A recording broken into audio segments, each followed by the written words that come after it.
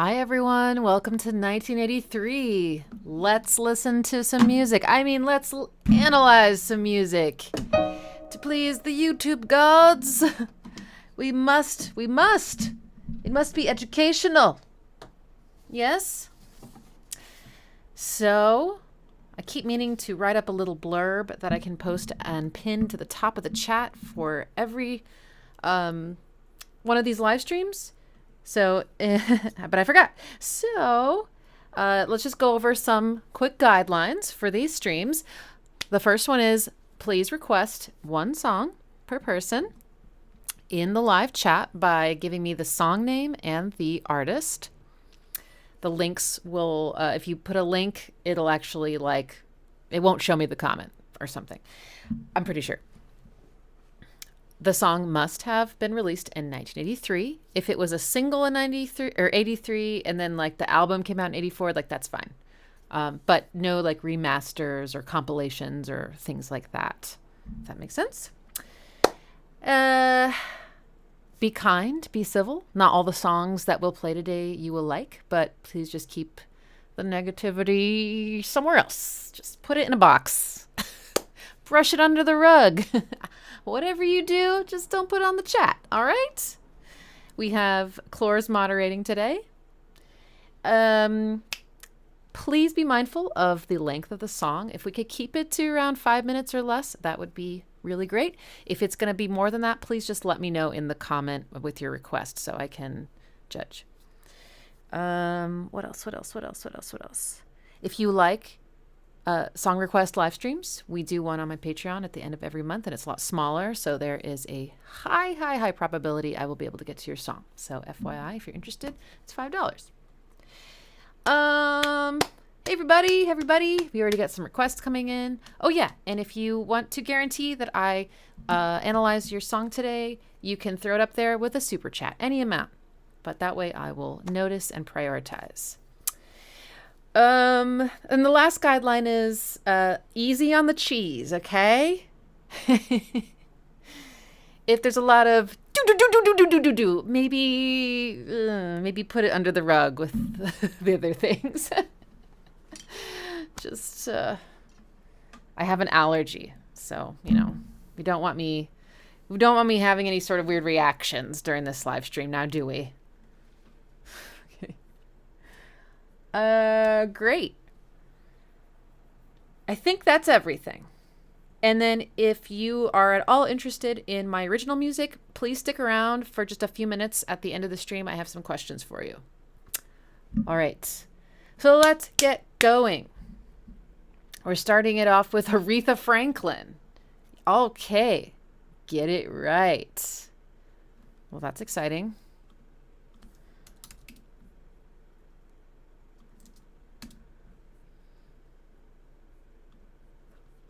Oh, sorry. Let me turn that up.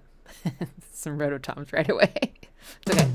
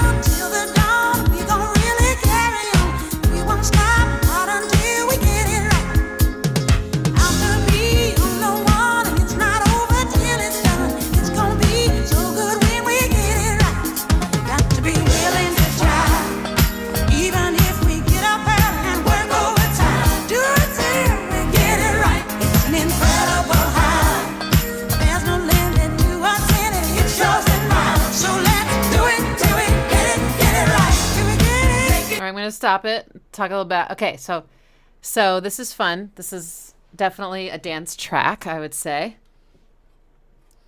It's very cleanly mixed, I must say. Very, very punchy. Not like an excessive amount of reverb, which is something I fully expect from the 80s. So noticing that it's got a little bit of funk, which is very rhythmically, precise, and lots of contrast and dynamic changes. And so that makes sense. And I think it's in F minor. But there was definitely some funky chords, voicings, I would say. But it's basically F minor, and then she goes up to the 4 chord for the verse. And I'm pretty sure most of the chords we heard were actually all minor, and that was kind of fun because, I don't know, sometimes songs with all minor chords can sound really, really heavy or hopeless or severe or creepy. And this one just feels like cool, like it has sunglasses on. And then later on, it sounds like maybe we might get a flat 6 chord. I'm not 100% sure, but I kind of got this feeling in my gut. And there's some tasty bass line in there that just feels, it's like buzzy, fat.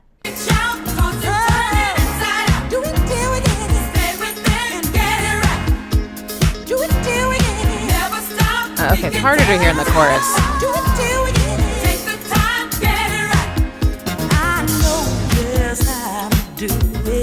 There it is. Sounds like a synth bass, yeah. Ooh, did you hear that growl?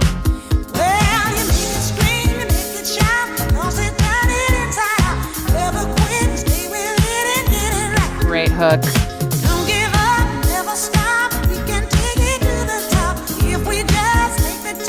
Stop it again.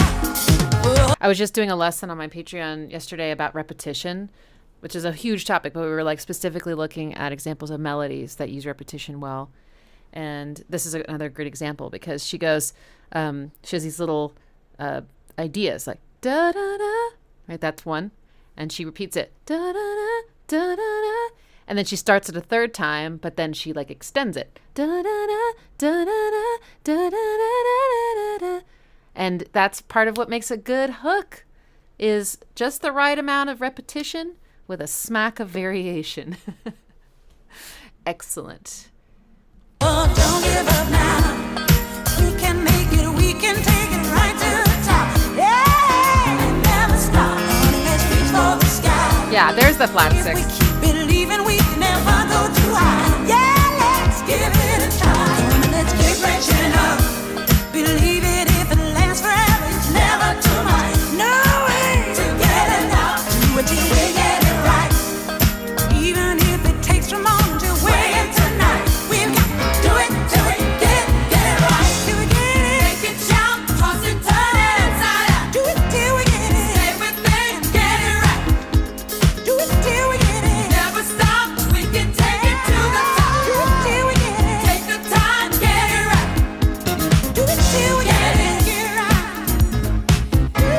Do it till we get it. Get it right. Get it right. Do it till we get it. Do it till we get it. Get it right. Get it right. Okay, instrumental break. Oh. Yeah. Oh. Okay, you guys are right. There's definitely some disco going on here. I'm hearing it now for sure. Disco, 80s funk disco. Because that bass line reminds me of the same tone and some of the similar syncopated rhythms as that dun dun dun dun dun dun dun dun dun dun dun, whatever that song is. When did that come out? We should listen to that, right? I can't even remember the rest of the song. I just remember that part. What is that one? But yeah, whatever synth made that, I think made their bass line too, I'm going to guess. I'm so synth illiterate. Oh my gosh. All right, let's finish it up. Here we go.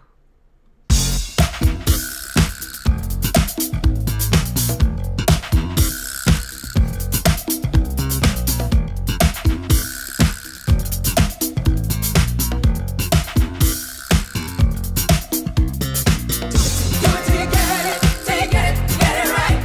Do it till you get it.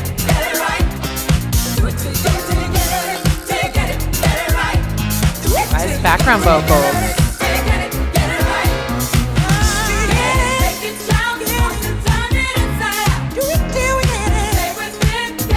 Okay, so that's cool. So now Aretha is riffing, right? She's ad-libbing, whatever.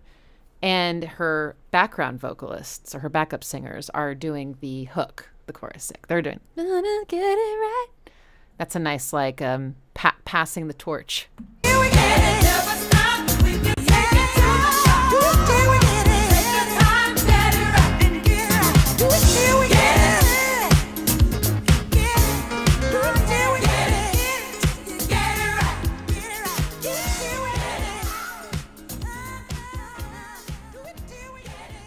All right.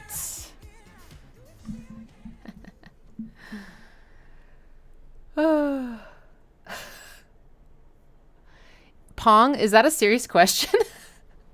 Why do you need so many keys? Are you talking about my keyboard? My digital piano? Because I play the piano. So I play songs that use all the keys.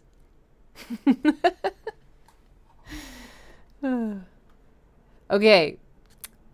Yeah, immediate rototoms on that one. Yeah, I'll let it slide, but you definitely, they snuck up on me. I couldn't prepare. All right. Next up is Oingo Boingo. Nothing bad ever happens to me.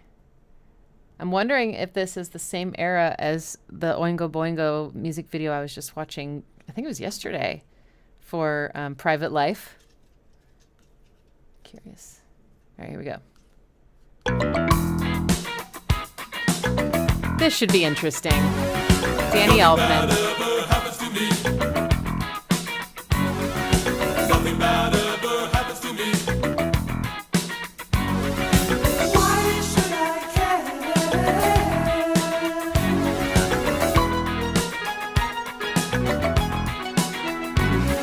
A man broke into my neighborhood. He threatened the family with a loaded gun. He tied them all up and beat them real good. He took everything and he got away clean. And I can't believe that anyone would want to do such a terrible thing. But why should I care? Oh my God. Okay, so this is interesting. I've heard way more of Danny Elfman's film scoring than I have heard his, songs. And Private Life features a scale or a mode called Lydian. And this one also does. So I'm curious if maybe this was a sound that at the time he was really into. I don't hear it as much in his film scores, at least I don't think. I've only analyzed some of Nightmare Before Christmas so far. So I might surprise myself if I dig into something other than the spooky, which is mostly what I've heard him score is the spooky, right? But then I get, no, okay, now that I say that, he scored Pee-wee's Big Adventure, and that I do think has some Lydian in it, because it's, so much more playful and curious and fantastical as opposed to dark and scary. But yeah, this is so far in what I would say is Lydian dominant, which is slightly different, but it goes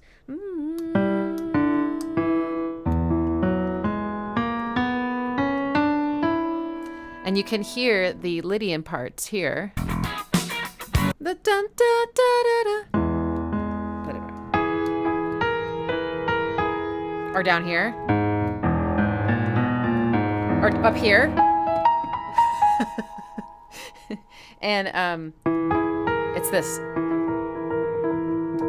And the Simpsons theme, which he did, is actually in Lydian dominant. So, And then when he starts singing,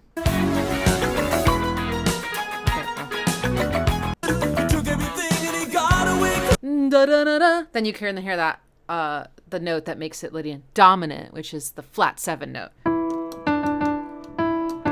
Because normally it has, but and then there's actually a chord progression, and it's E major to F sharp major. Yeah.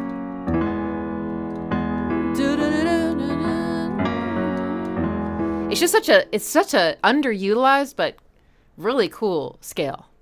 And it's just fun to hear it in rock, because the only rock that I've heard it in a lot is Stone Temple Pilots, actually. I can't believe that anyone would want to do such a terrible thing, but why should I care?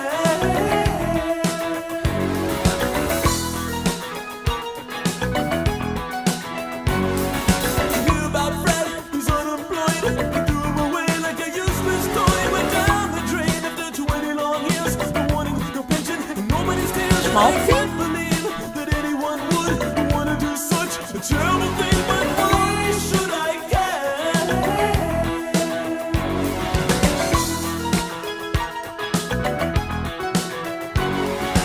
Why should I care?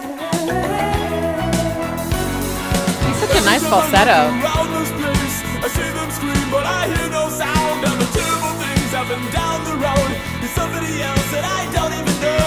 Nothing bad ever happens to me. Nothing bad ever happens to me. Nothing bad ever happens to me. Nothing bad ever happens to me. Nothing bad ever happens to me. Nothing bad ever happens to me. Nothing bad ever happens to me. Shit, I gotta add this to my Lydian playlist, because this is just perfect. Well, it's Lydian dominant, but it's close enough. Nothing bad ever happens to me. Oingo of the Boingos. Okay, where is my Lydian? Where am I Lydian at? Alphabetical. Yeah, I like to make playlists of all the different scales, because it's definitely handy when I'm teaching. I'm like, what's a good example of... where is it? There you are. I found you. Search and destroy. Why won't it let me add? Okay, I can't seem to add it. It's fine. It's fine. It's fine. It's fine. But yeah, this is still ultra Lydian. That's that whole melody is like centering around the Lydianist parts of the scale. It's great. And instrumentation wise, also has a pretty clean sound, I would say. Yeah, there's some reverb and stuff on his voice. By the way, his falsetto is really beautiful. I don't think I've heard him singing his falsetto very much. Okay, now we're back at halftime. So there was an up-tempo section, and now we're like sitting in that groove.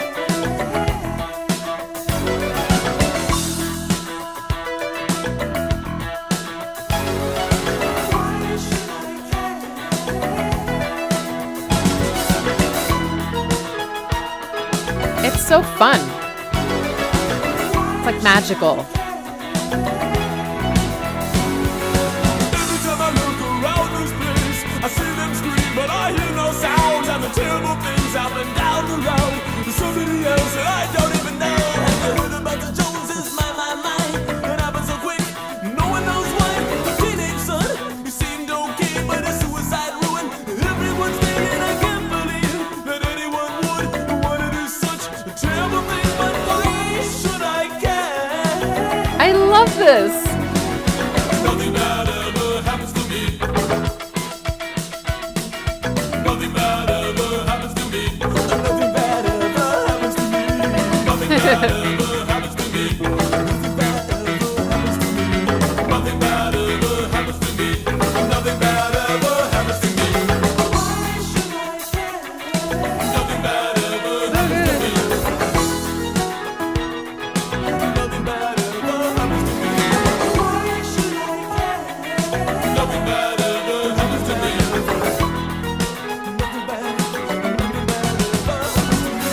Why should I care?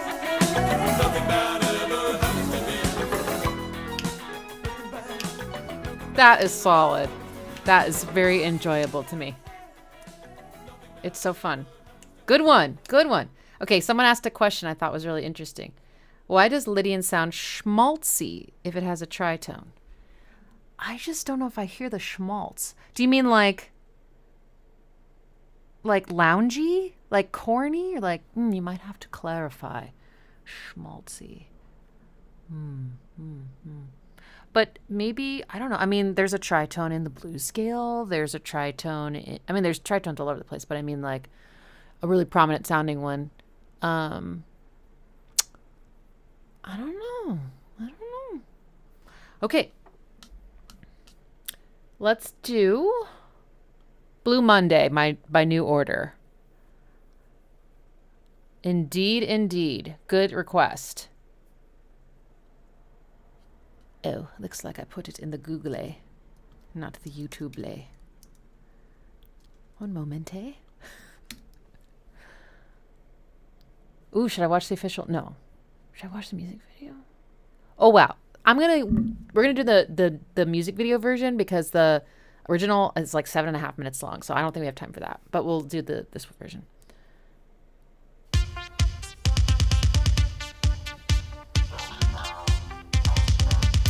I don't remember the robot.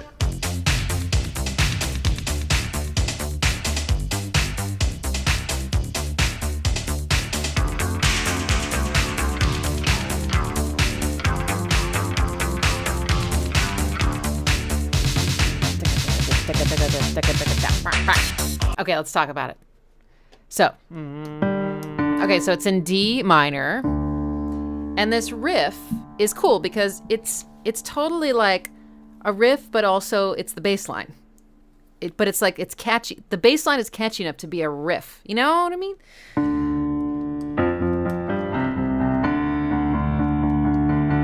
Oh, plus it's also basically the melody. The whole song is this one line. Not exactly, but it did come from this. It sounds like so it's got a pattern, and then they kind of do a variation the second time, which goes instead of up from here, they just start up here. If you're curious about why that sounds so good when it goes da da, that's because that's the flat 7 note, which was in that Lydian dominant song we just listened to, and it's a note that has a tendency to want to go up to exactly where it does. Like it just sounds like that's where it wants to find its place of rest. It wants to die here. So it just sounds really satisfying every time you kind of dig down and end up here. It's tension resolution. And then drums. Yeah, so we got dance. But the snares are super active in the song, aren't they? I guess I was thinking of later on, like just so much percussion. Right. Forgot about that riff. Sorry. Okay, so this has a name, right? This that kind of bass line. So this is like a simpler version of this bass guitar of the main riff. I just realized that. But then the fill comes in and it goes digga digga digga digga digga digga digga digga digga digga. I got it wrong hand. I skipped it. Where is it?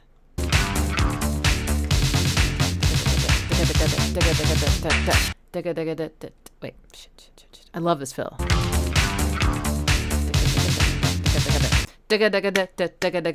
Okay, so this is a programmed, snare fill, and we have which has a lot of repetition. But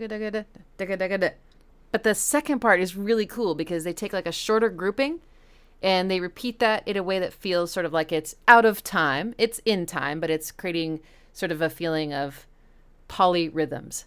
Right?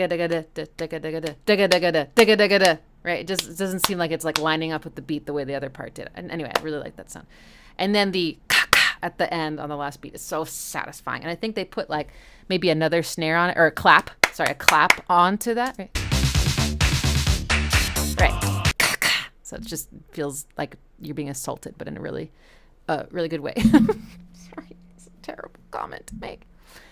All right, then we get the synth choir. I mean, yeah. Or something, a sampled choir. Which I gotta say, I love the sound of that. And it's just on this minor chord.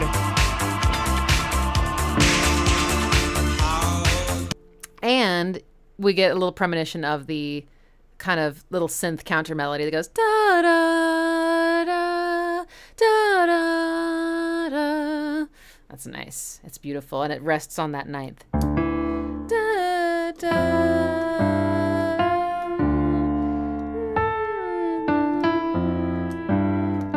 All right, let's listen to the first verse. Does it feel to treat me like you do? Oh, I love that. Laid your hands upon me and told me who you are. Thought I was mistaken. I thought I'd heard your words. Tell me how do I feel? Tell me now how do I feel? We got a vocoder. And then, oh, right.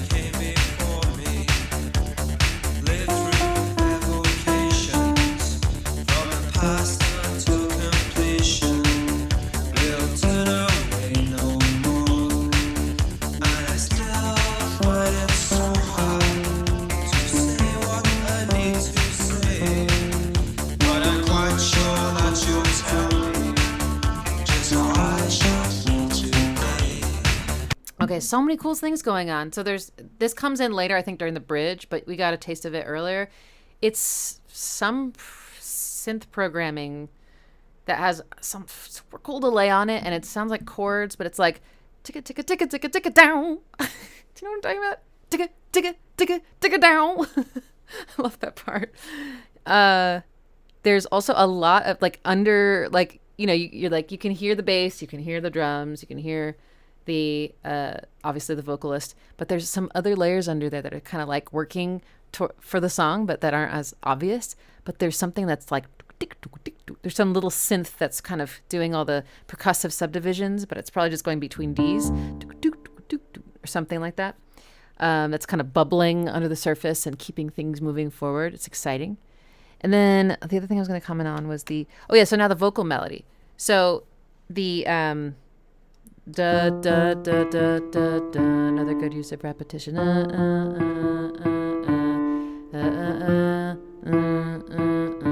So this is what you kind of could call like a like similar, like almost exactly, slightly different, the same kind of nugget of a vocal melody.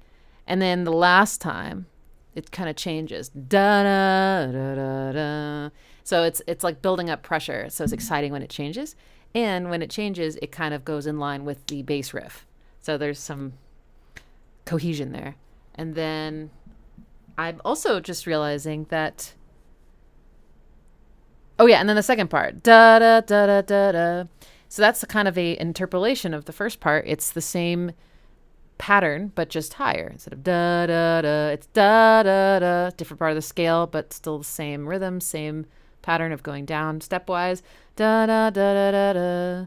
Then it goes back to the beginning and finishes it like that. So really good. And then I'm just realizing that there's not really a chorus, is there? Or am I just misremembering? That. What are the that's cool. I love the release of it. Like the like wobble.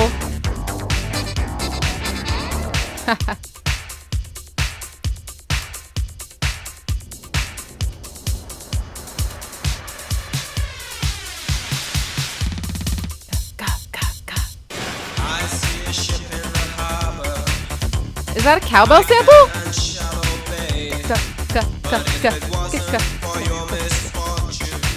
Okay, this is super prominent now.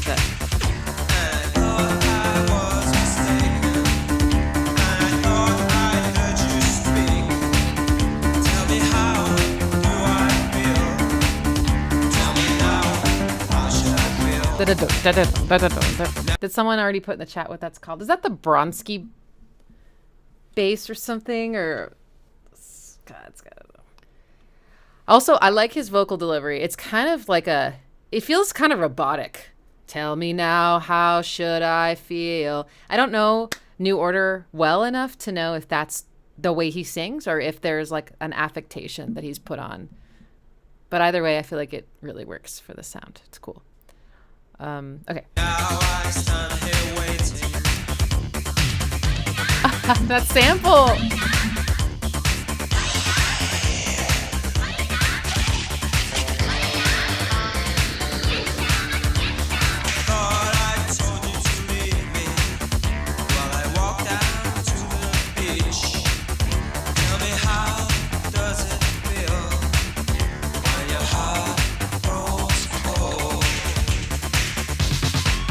our fill. Oh, okay. That's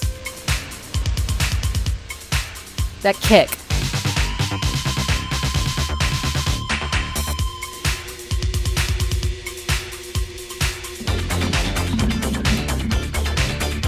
Ooh.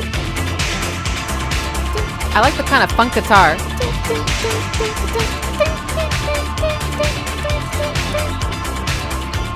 And the choir came back.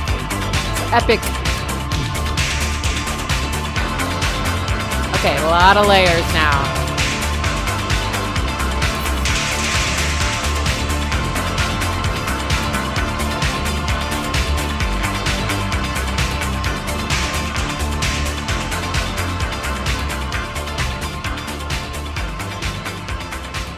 I'm realizing I may have made some assumptions based on the orgy cover. They might have made some small changes. I know of one change that they made already that I wanted to point out, but they might have slightly changed the riff to, because this one just really sounds like it just goes.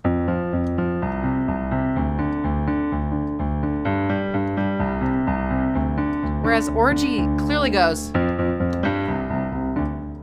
So they added a note into it. That's great. The other thing that orgy did is that they on the variation where it goes, still find it so hard to say what I need to say, is they changed it to resolve to a major third. I still find it so hard to say what I need to say, which is an interesting choice. It's hard for me to not hear that because I guess I've heard the orgy version more. But yeah, the kick, that's, doesn't that feel so 80s? That sort of punching you in the gut over and over again. 16th notes, but it does sort of mimic the, you know, the snare feeling. So those kinds of long percussive fills, I think, and being so even and also it contributes to it sounding a little bit robotic. It's great. 9-inch order. It's Blue Inch Nails. Great. Yeah. That's Blue Monday 88. What do you mean? Is that the wrong one? Did we break the rules? Oh well. Is there a version that's from 83?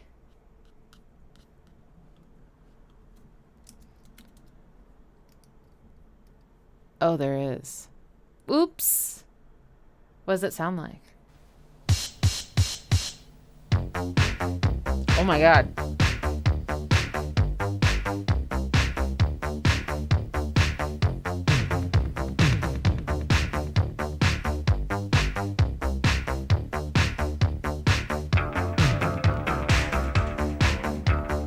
Does it sound more lo-fi because it's from 83 or because I found like a bad copy? Let's just make it.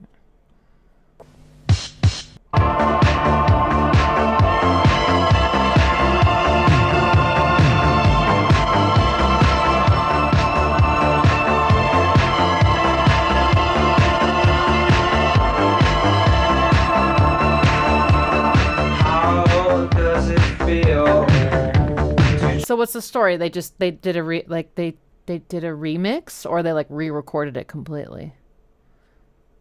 Huh. Well, sorry about that. I didn't know. I thought I heard you speak.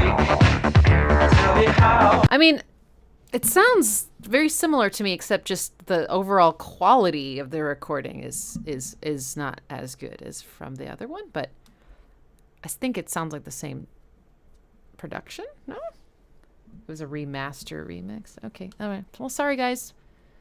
Well, my bad. All right, let's go to Gary Numan. Warriors.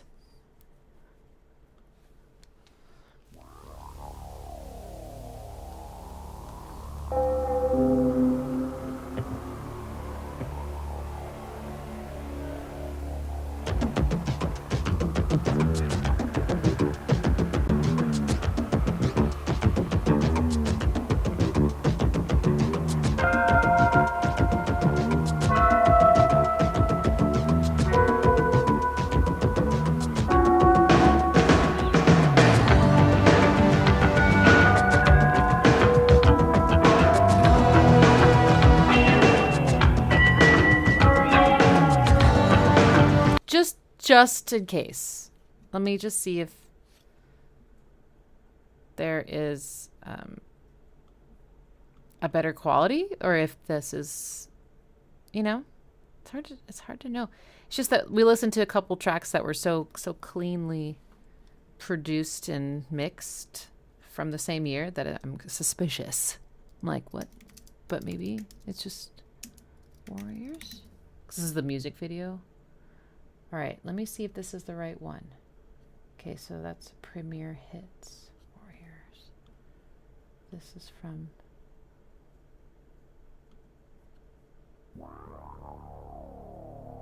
I mean, already it sounds clearer, right?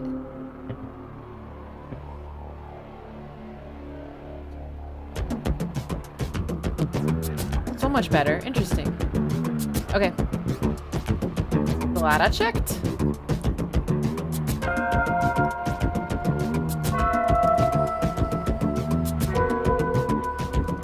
Very kind of discordant bells.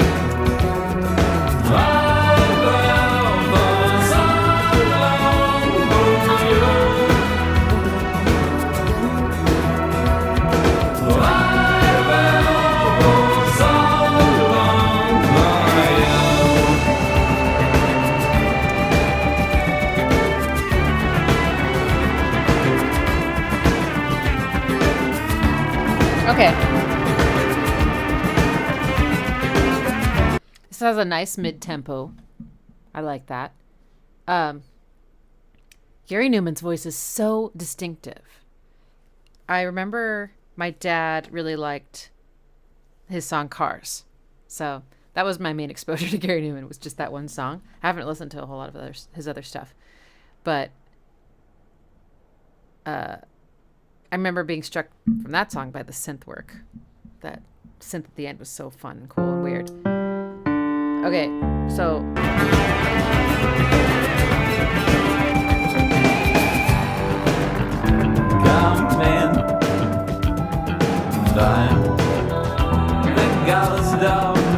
okay, so the main progression for this song is G major, but it sounds all Mixolydian like. So like, I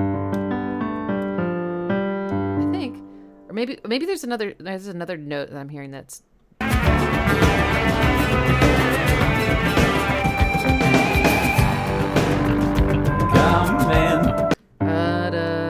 yeah, okay. And then it sinks down to a kind of dejected E minor.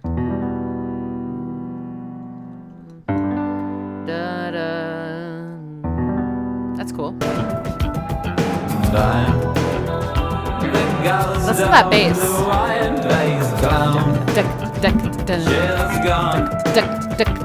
Very percussive.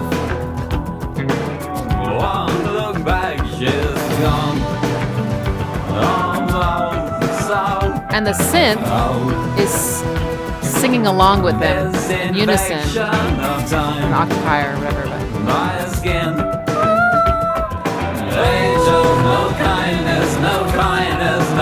A little bit of a Bowie vibe here.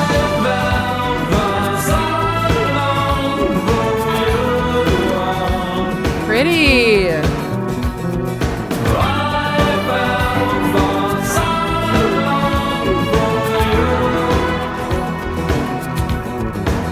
That bass is so funky.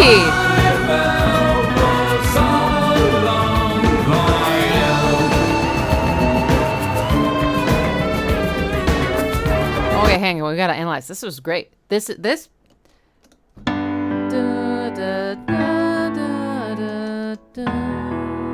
Love that kind of chord progression. This is mode mixture and all these major chords, and it doesn't. You can't go like, oh, this is in a certain scale. It's like neither. They're. It's best to just think of it as like this chord and this chord and this chord, and it's a progression I recognize, and it's fantastic. It's very satisfying when you get to that last chord. Right? Isn't it just like, yes. But then it changed. It went to, B major. And then to G.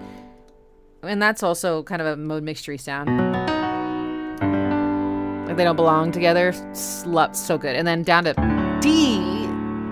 All major chords, but they are in relationship to each other in an unusual way. It's like a secret hack.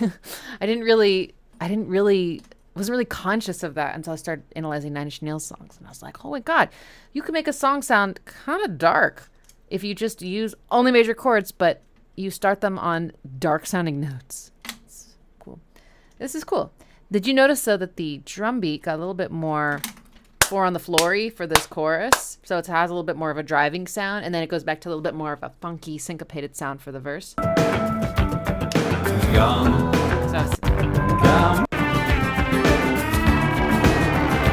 can't find it. It's fine.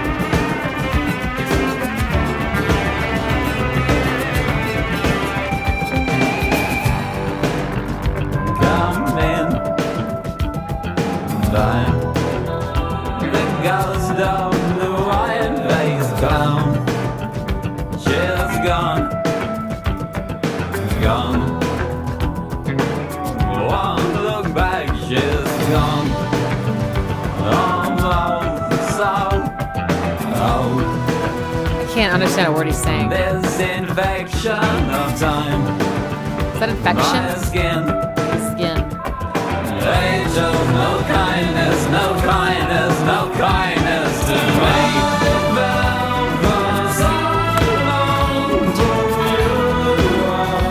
This is an acoustic guitar.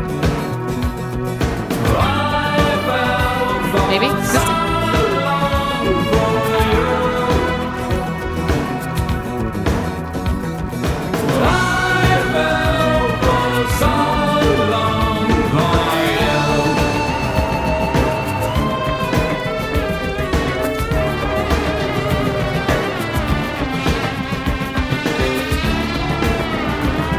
Is that a guitar or a synth?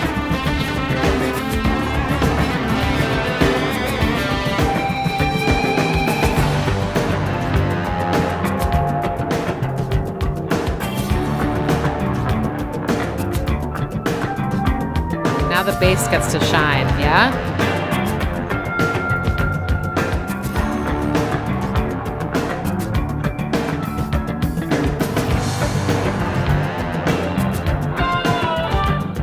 Ooh!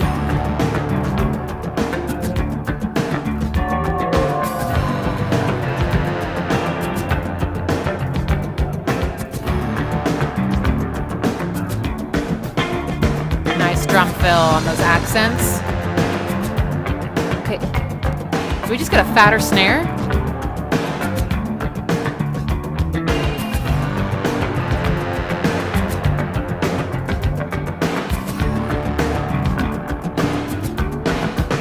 Yeah, we did. All right, so this is an instrumental outro. I wonder if he's gonna sing again or not.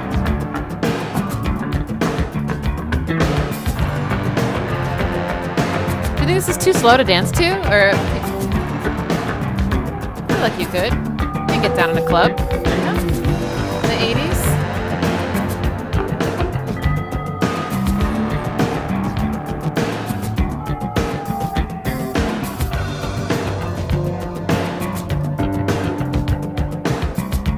Okay, now this is a different vamp of G major to D major, yeah. least it was. Oh, I love this. Like they're stripping away these layers.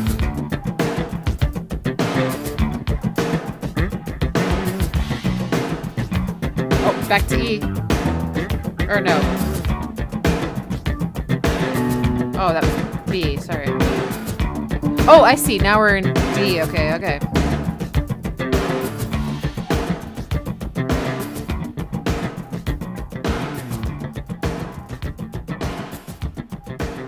Little detail, but I love how every other snare there. So the snare on the one and the snare on 2, and then the snare on 4. One of them, I think it's on the, I can't remember which one, but one of them has a little more of a reverb tail on it than the other one. So one of them just has a little more punch than the other. I like it when snares get that kind of treatment where they're sort of there's a hierarchy. It gives the beat a little bit of a extra oomph in a cool place. I'm sorry. Oh, brain is a little fried today. Okay. Great request. Okay. Next up is Jarreau. Mornin. And he's in this picture. He's like this. So I wonder if he's going to be crooning to us.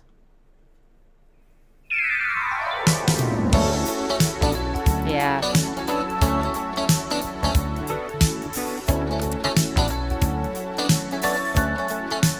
Can you hear there's a little bit of a swing to this?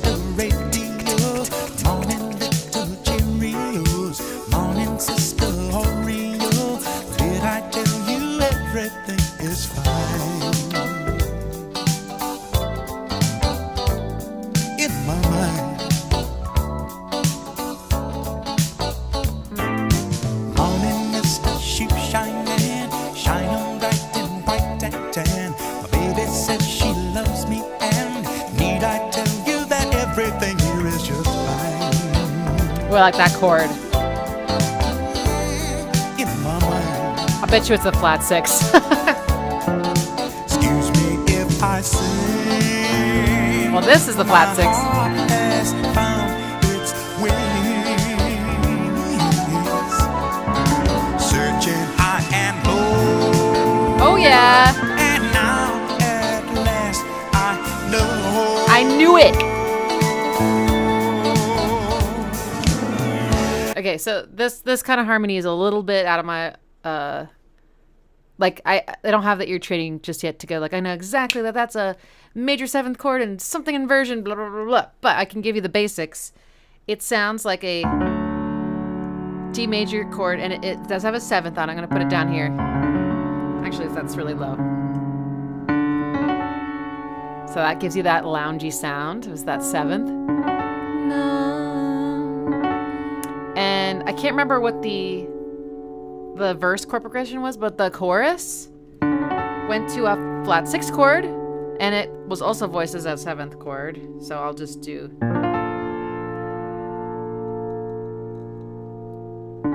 Sorry. Now that's also mode mixture. It's really sexy. It's great. It's so good. That darkness from the flat 6 really just adds. But let's figure out what's going on with the verse.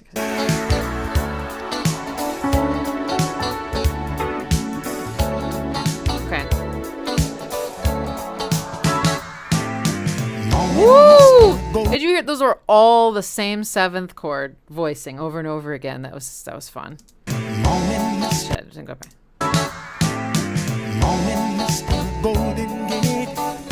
Okay. I can't wait to set it straight. I was So shaking, sing- but now I am making it fine. Oh, okay. Sorry, shit. 7th chords really spice things up, my friends. Okay, so the main chord progression is these two 7th chords over and over again. And then it goes to this one. Yes. So lots of mode mixture. It's great. And infinitum. Here in my mind, Back up here. flat Flat 6. Oh no. I don't know what just happened. But it wasn't a flat 6. Okay. I let go. It's fine.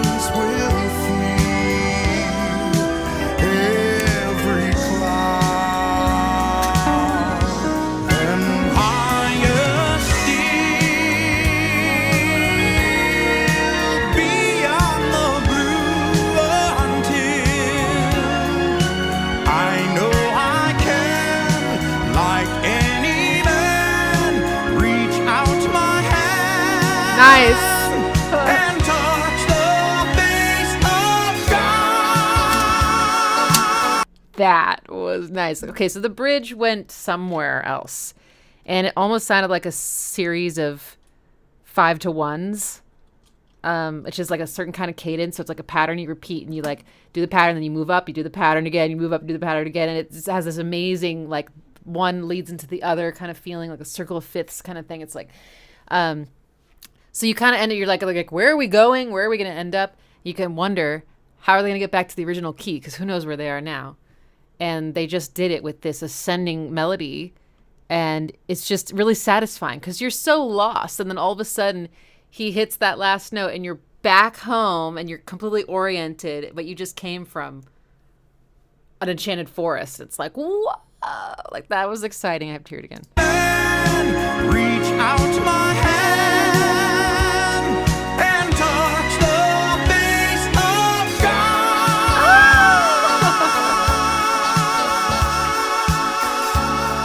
Nice. Now we're back at D. Oh no. What's that?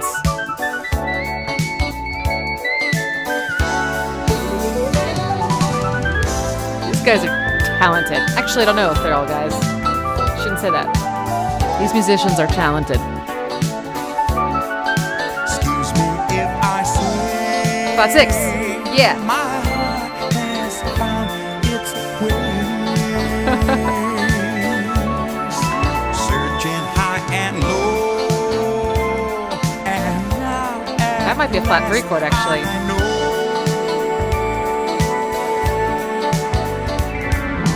Morning, Mr. Radio, morning, little chick radios, morning, Sister Hornio. Did I tell you that everything here is just fine? Woo! Fun. Ooh, in my mind. So won't you get up, Oreo? So won't you get up, Cheerios? Wake up, Mr. Radio. Woo! Scatting.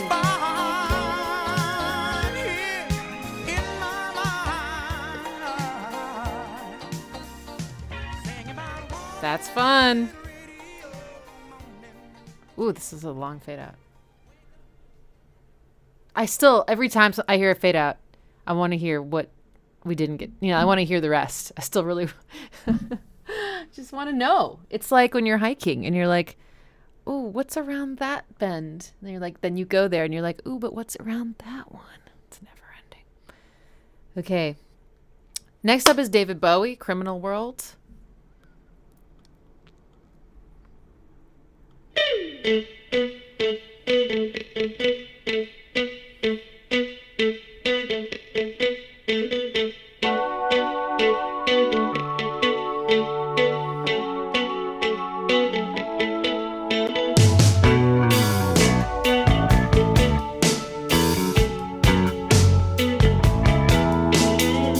You never told me of your other faces.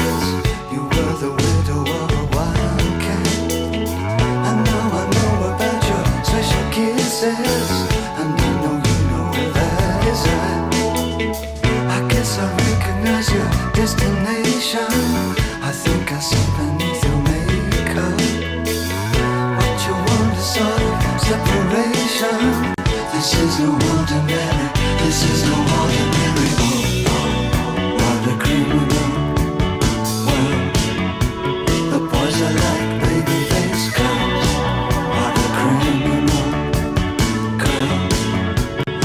show you where to shoot your gun. What a typical mother's son. The only thing that she enjoys is a criminal. Well, where the girls are like baby-faced boys. Okay. I feel really bad, but I don't think I've heard this Bowie song. But it's good. It's got almost a bit of the China Girl vibe, you know, like the beat and some of the accents and the way he's singing and the way he's also recorded, you know, this like, because Bowie can sound so many different ways. He's very, very talented. We know this as a singer, but he can be so theatrical and on a dime switch. And so this one, he's like, you know, he's got that really low breathy kind of, you know, he's mixed, his voice is mixed low. He might even be singing like an octave. Oh, fuck, this thing is, I need to get a new one. Donate to the super chat so I can afford a new cable. But yes, it's kind of low. But I think the verse is in a minor key. Let's just check that out. You were the widow of a wildcat. I know about your special kisses, and I know you know where that is at. Or maybe it's not. It's just. I'm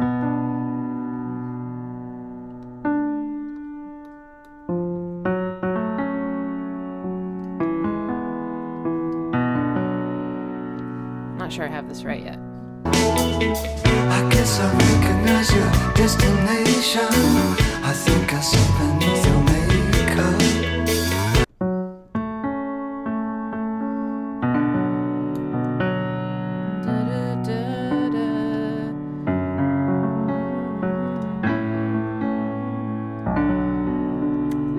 There's actually a couple. This is one of those chord progressions that can be interpreted in a couple different ways, at least.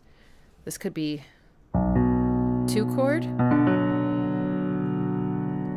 then 6 chord, and then 1, or 1 chord.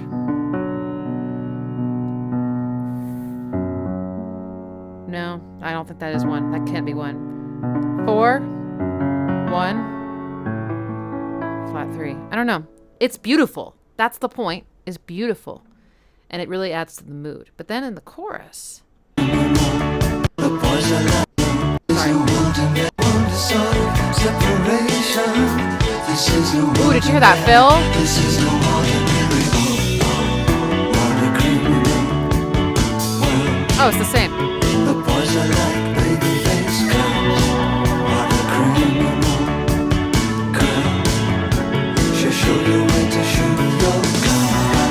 What a typical mother's son. The only thing that she enjoys is a criminal. Well, where the girls are like baby-faced boys. This is cool. Ooh. Woo! Where are we?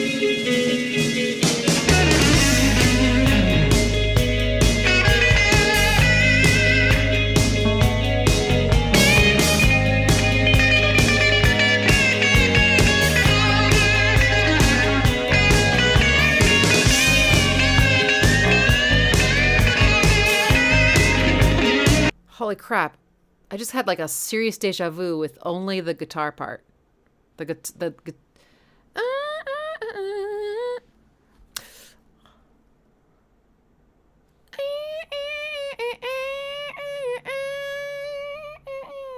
is that?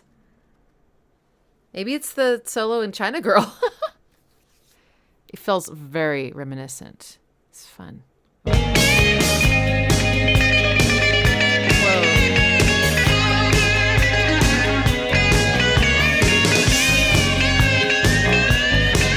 Like that was like a sample. That's so freaking crazy. Is anybody else having this experience? Am I alone? Am I alone? Ooh. Let's dance outro. Maybe the let's dance. Maybe, yeah. Maybe it's less dancing. But anyway, it's beautiful. This is a gorgeous guitar solo. Sorry, where are we? Where am I? Where is it?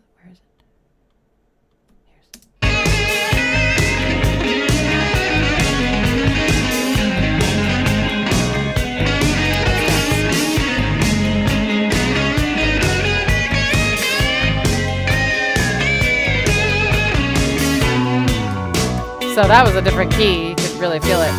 This slow groove is so good. So we've heard a bunch of examples. We've heard a bunch of examples today of a song having a halftime groove for part of it, and then going to the like up tempo, basically twice as fast version, and then going back. And this, it feels so different. You can really make something interesting in your song by just going between halftime and normal time, I guess. I don't know. I love a good halftime breakdown, but I love it even more when the halftime is the main beat and then there's like a moment where it gets fast. It's good. Reputation, but no one knows about your low life. I know a way to find a situation and hold a candle to your high life disguise. You caught me kneeling at your sister's door. That was no ordinary stick. I'm well aware just what you're looking for. Oh, Stevie Ray Vaughan.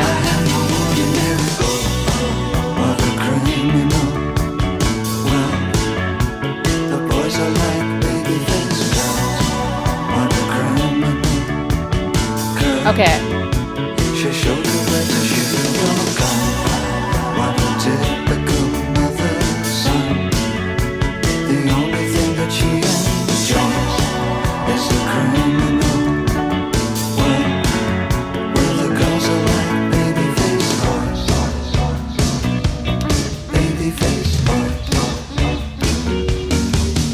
That is wild, that part.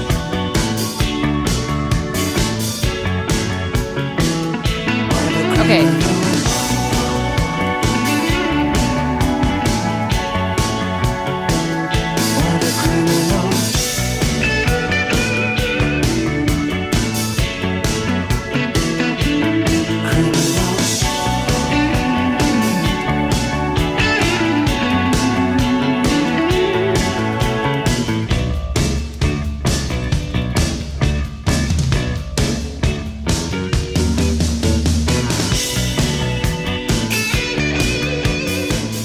We're gonna get a fade out.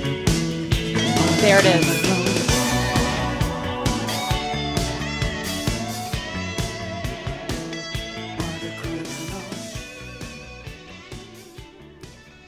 Okay, Jack Bradley asked a good question about like the halftime versus not halftime. Would you classify that as moving from 4/2 to 4/4? I wouldn't. I just would think of it and feel it as a tempo change, basically. So just go, even though the halftime could imply lots of things, I guess that's one way you could think of it. But I just think of it as like if this was, say 120 BPM, it's like it went to 60. And yeah. How you would notate that in like sheet music, I don't know. And how you do that in a DAW, I wouldn't change the tempo in the DAW. I would just space everything out, so that it landed twice as slowly. Kind of? I don't know. I think the thing about time signatures is that they're way more useful with sheet music. And they are somewhat useful in DAWs, but still you can kind of ignore the bottom number and just kind of focus in some ways on just the top number. Because the top number is the one that's talking about like how many things are in the bar, which is usually what we're feeling. The bottom one is like, is it a quarter note or an eighth note? And that, I think, is a lot more of an abstract concept, It works really well when you have a symbol on a piece of sheet music. But, I don't know. That's how I would answer it. Okay. By the way, if you've made a super chat, I have seen them all because they get saved in a separate section that I can go refer to. So don't worry, I got them all. Just trying to incorporate non-super chats as well as we go along. So we have an equitable community. Okay. Next up is... Oh, we got to do this one. I saw a lot of you. So I mentioned this bass line that the Aretha Franklin song was reminding me of. And then a bunch of you were like, oh, yeah, it's 99 Luftballons, the German song. And it happens to be from 1983. Is that right? Because if it is, I think we should listen to it. It is. This was such a big deal in 83. And I was just talking to some folks about it that we found out that in the US and was it Australia? The German version was like a huge hit and the English version wasn't. But in the UK and somewhere else, the English version was the bigger hit than the German version. Is that fun? Okay, here we go. It's by Nena. Hast du etwas Zeit für mich? Singe ich ein Lied für dich von 99 Luftballons auf ihrem Weg zum Horizont. Denkst du vielleicht grad an mich? Dann singe ich ein Lied für dich von 99 Luftballons und dass sowas von sowas kommt. Yep. Okay, the quality doesn't sound right. Hang on. When will I learn to not use the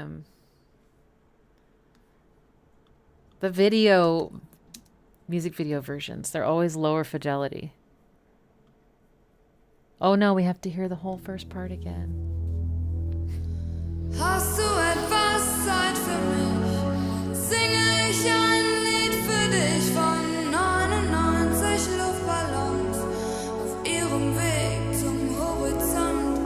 Denkst du vielleicht grad an mich? Dann singe ich ein Lied für dich von 99 Luftballons und dass sowas von sowas kommt.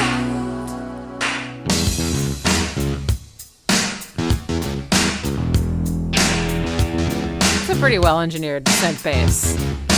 It's wide, it's fat, it's punchy.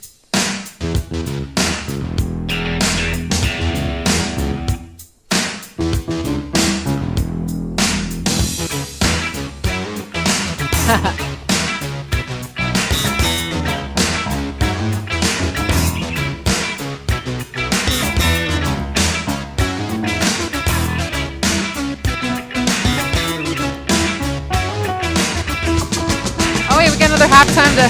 99 Luftballons, ihrem Weg zum Horizont, hielt man für UFOs aus dem All.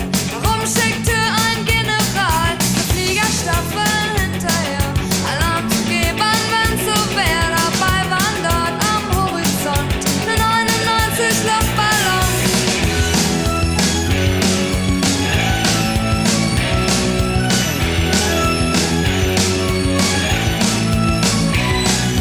99 Düsenflieger, jeder war ein großer Krieger, hielten sich für Captain Kirk. Es gab ein großes Feuerwerk, die Nachbarn haben nichts gerafft und fühlten sich gleich angemacht. Dabei schoss man am Horizont auf 99 Luftballons. Okay, let's do a little analysis, shall we? So the chord progression is E major, F sharp minor, which is the 2 chord, and it's kind of like a it's not like I wouldn't say it's a sad chord really. I guess it could be, but it's just right above our home, and it feels as if it wants to go up. And in this song, it totally does. It goes to the 4 chord, and then it goes to the 5 chord. It's a great pop progression.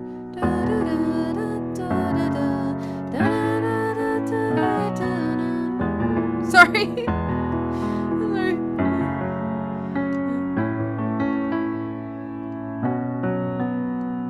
Okay, and then the synth bass. I love how it gives you sort of this version where you just get the. That's maybe too low. And then duh. Wait, sorry. You know, da, da, da, da, da. It's just kind of the first part, right? It's like da, How's it go? with some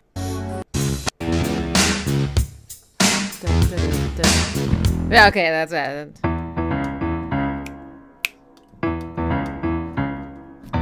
And then they establish that theme, and then it's almost like starting a sentence and then stopping, but it's giving you like a teaser, and then but you don't know it yet. You don't know that it's not the full thing, so it's really exciting when it like becomes something bigger.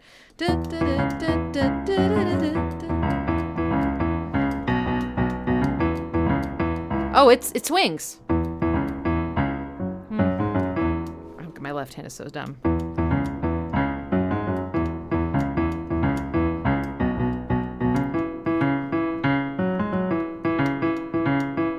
So that's another fun thing about halftime is the intro is very fluid, right? I mean, I don't think there's actually a click. I think they're just playing synth pads and she's singing. It's very whimsical and you don't know that it's about to turn into this like sick dance song. And then you get dun dun dun dun, super halftime groove, dun, dun, really syncopated bass to offset the really like on the beat drums. It's perfect. But there's a swing in the subdivisions. If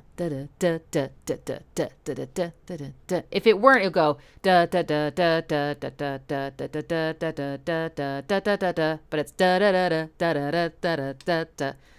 So the eighth notes being an even duration, one of them's longer and the second one's shorter. So you got da da da da da da. And then it goes to the double time section and there's no more swing. And now things feel really fun, right? It's just like a lot more carefree and it's less groovy. But I love how they go back and forth throughout the whole song. I think we were somewhere around here. And you got that da-da-da-da, or da-da-da-da-da, like that kind of high-pitched, squealy synth that's sort of doing a counter melody.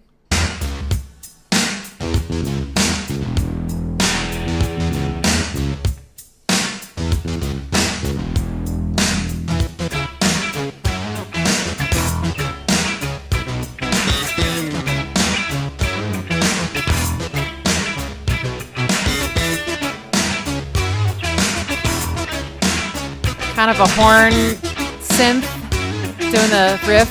Okay. It just seems like I don't know what it's about.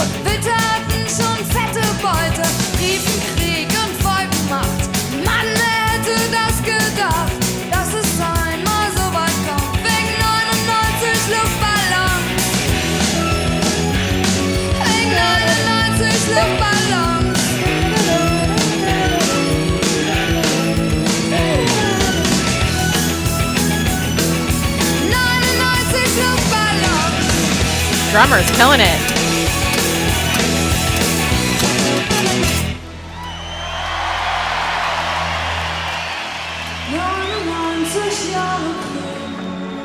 Back to the beginning. What's going on? I didn't realize it ended like this.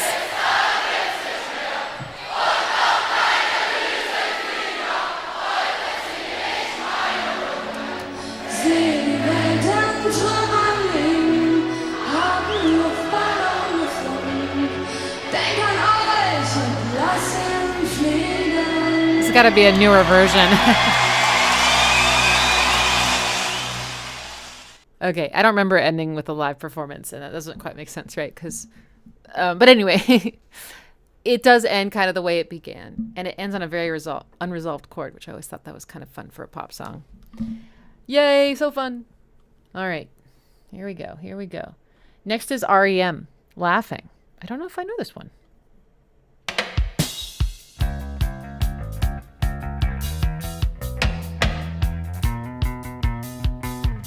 Almost got like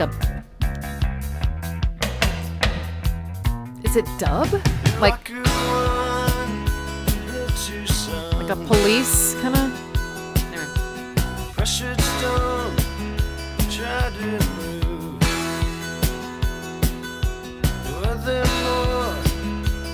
Pretty.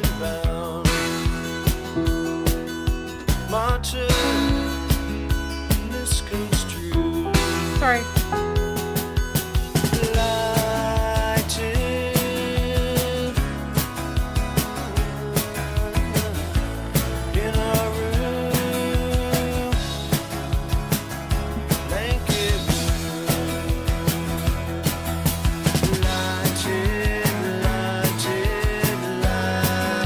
beautiful. Oh my god.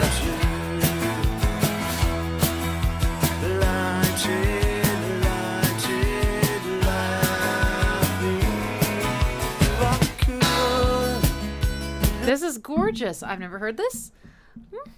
It sounds very different than the R.E.M. I'm used to, though the acoustic guitar does feel very R.E.M. Is that it has a certain quality to it.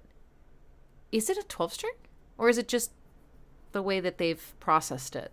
It sounds like there's more going on in the frequencies than like, but I could be totally off.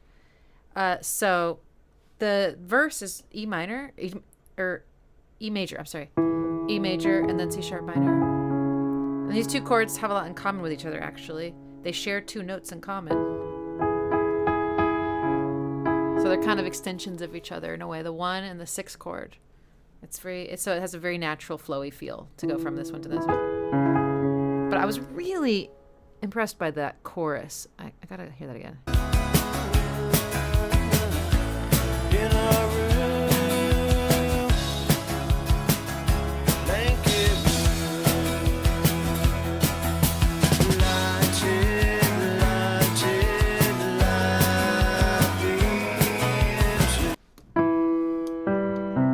Sorry.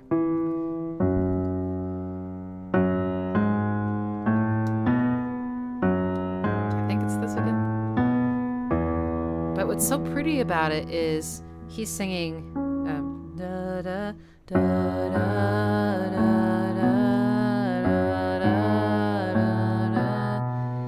da. He's singing the same two notes in rhythmic unison with the piano, the bass, and everything.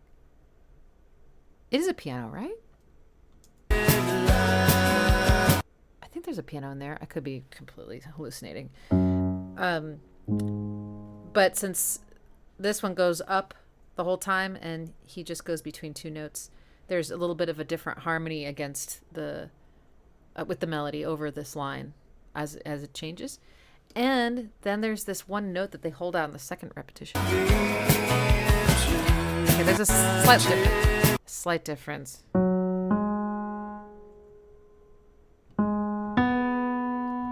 On the last one, but hang on.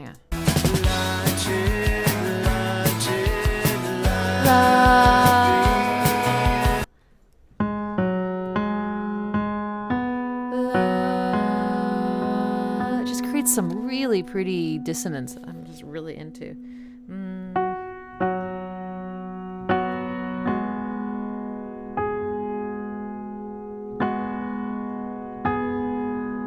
Oh, that's really nice. Okay, listen to the rest of it. Look at that. That's nice. Dig it in.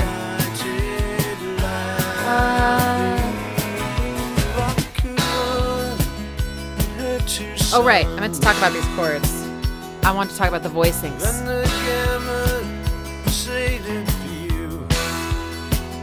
And also, I got the order of those two chords wrong. I'm so sorry. It's C sharp minor first, then E major. So I think what's happening is the bass is doing the C sharp and the guitarist is playing the upper structure of the chord. And together it creates a C sharp minor 7 chord. Because the bass has so much influence over the function of the chord, especially if it's hitting the root like this one. And then for the E chord, they actually play a suspension. I think it's that one.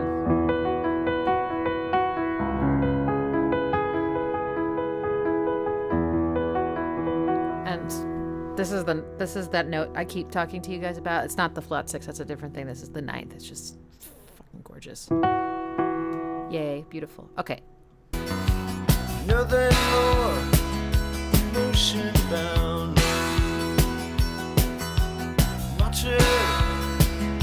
Misconstrued. Lighted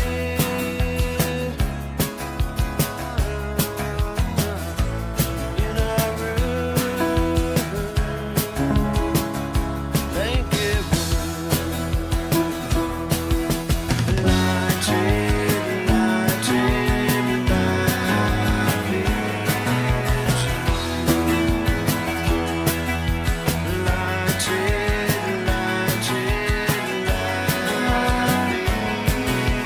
vocal harmony. Ooh. Okay, it totally sounds like the Police.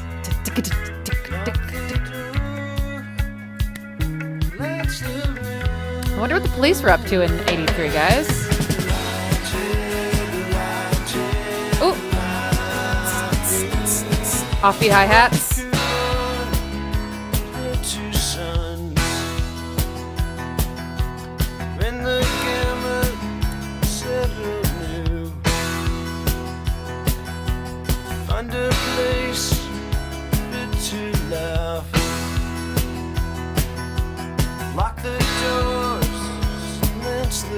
Yes, synchronicity. I don't think I know it.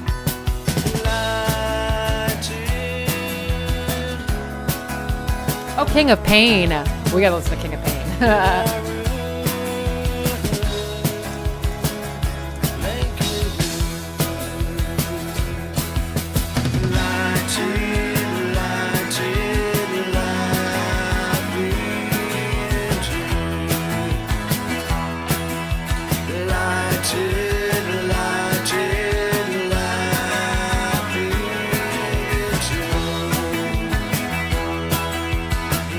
Yeah, one more. Give us one more.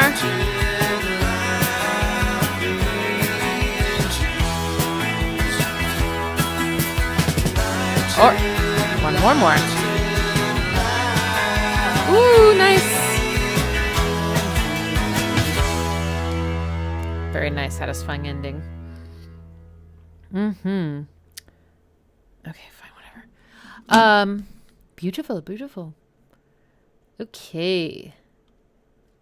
Next up is Tears for Fears, Pale Shelter from the Hurting. And I only know songs from The Big Chair, so I'm not sure if I know this song. Oh no, that's the music video version. Oh shit.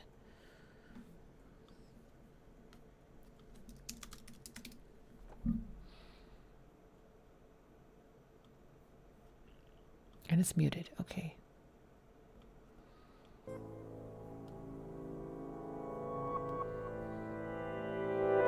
Get some reversing of audio. That feels like a flat 6 chord. Let's see if it is.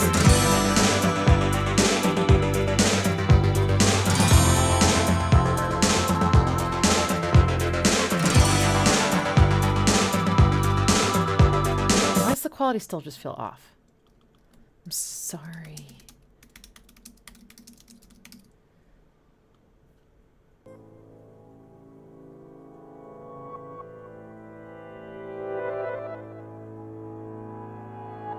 Reversing piano sounds so good. Better. Think.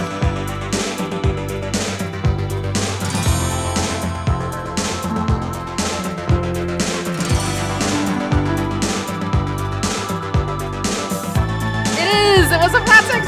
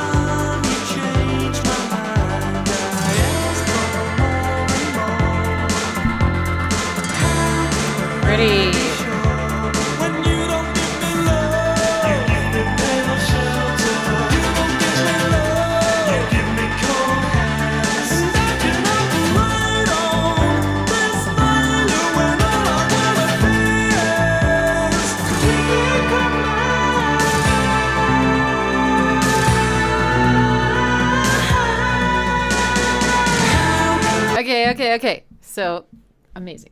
We got starts the song with the flat 6 chord, so I'm already a huge fan, and it's voiced as a 7th chord, which is incredibly beautiful. It's strummed on this guitar, and that top note stays, and then we get this chord.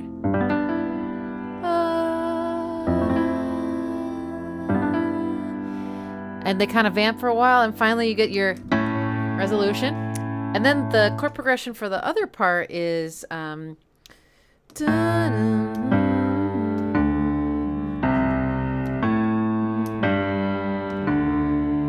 think. Or not, I think did it go down here? Can't remember. And this is a progression that I hear a lot in Nine Inch Nails songs. It's in one of my songs. It's really good. If you want to play it in this key, it's in A minor. So A, G, D, and C. And it has a really nice kind of symmetry to it. This is a whole step down, and then you go down here, and you can do a whole step down there. It's nice. And then you get here, and then you end up, hitting us back with that dramatic flat six. It's so beautiful. Love. Now I guess I'll pay attention to his vocal melody or whatever. Sorry, I'm junkie for chords. Beautiful.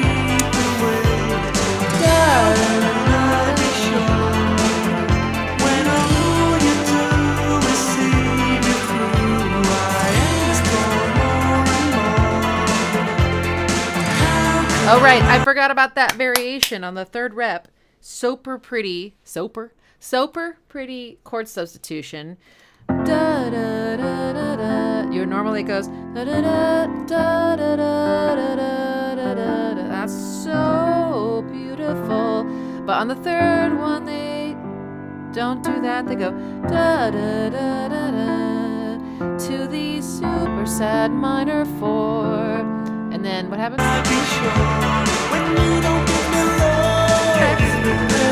Right into the chorus. Love that unevenness.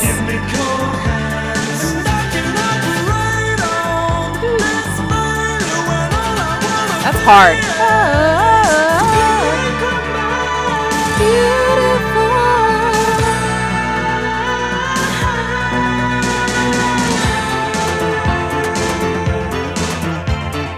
Oh no, the bass. Dun, bang, bang, bang, dun, dun.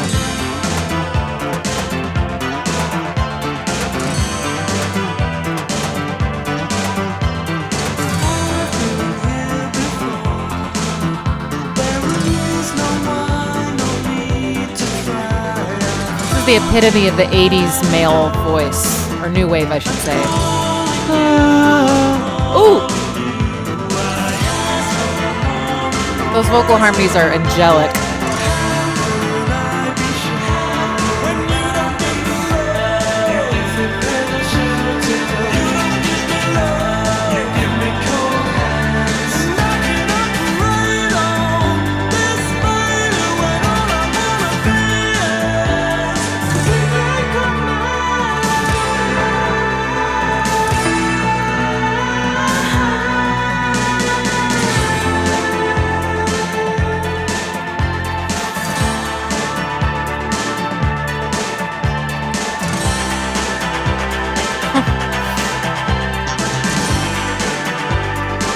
That's such an 80s clap thing. I love that scoop.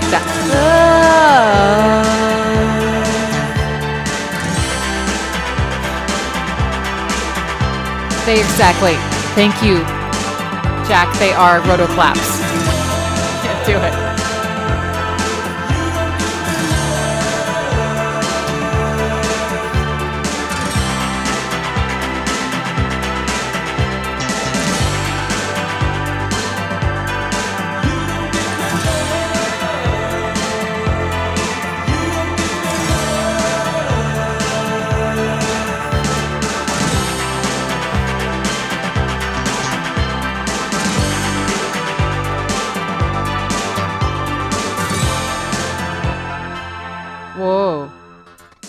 Whoa, that just ends, man. All right, let's keep moving. Now we're listening to Swans. Oh boy, Weakling. I'm scared.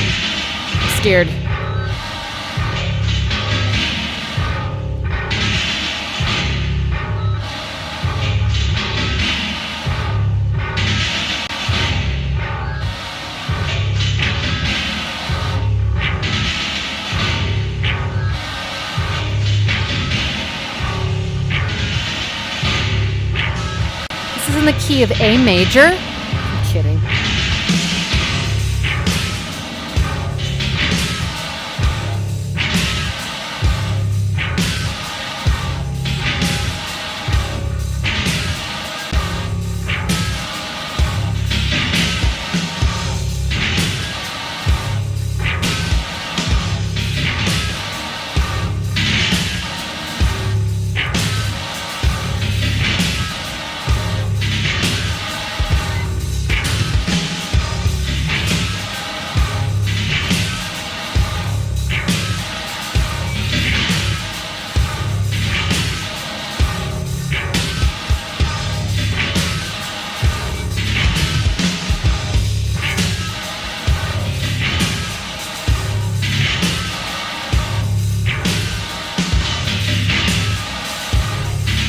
Something cool about the timing. It's like a little bit lurching.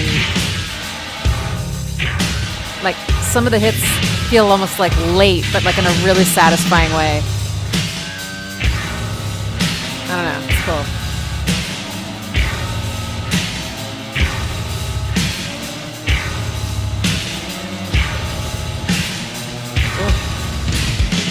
I don't feel pain. I'll bet you don't. I never escape. I'm under the bed. I'm looking the floor. I never dream. This isn't real. This isn't real. This isn't real. This isn't real.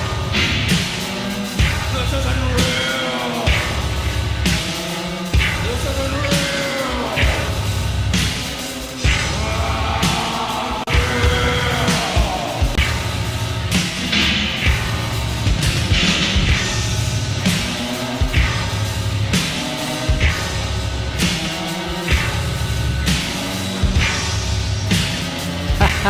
Damn.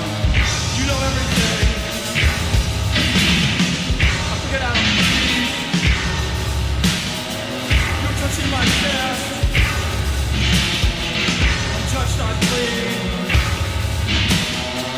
I'll never dream. This isn't real. This isn't real. This isn't real. This isn't real. This isn't real. Not real.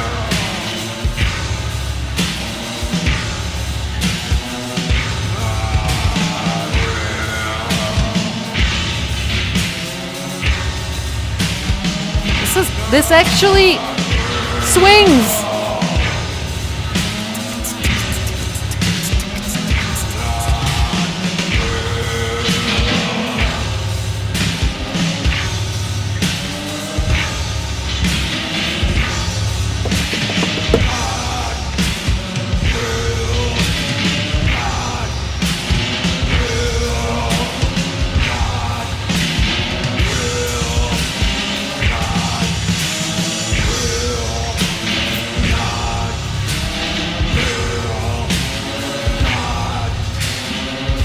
Call and response. What?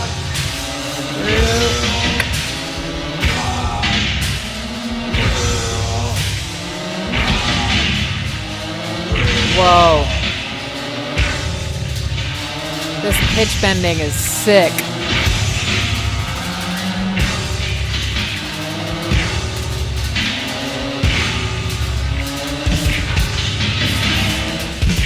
It's falling apart.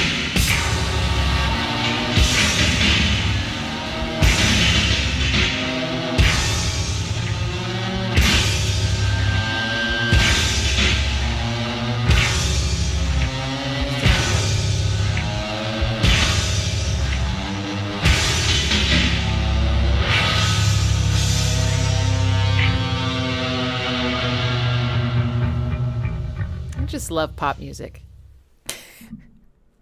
Wow. Yeah, I had every right to be afraid. That sounded haunted. It sounded like a giant creature that's slowly lurching towards me and is going to disembowel me, and it's knocking things over as it goes, and things are falling off everywhere. It's just like it's all held together, but barely.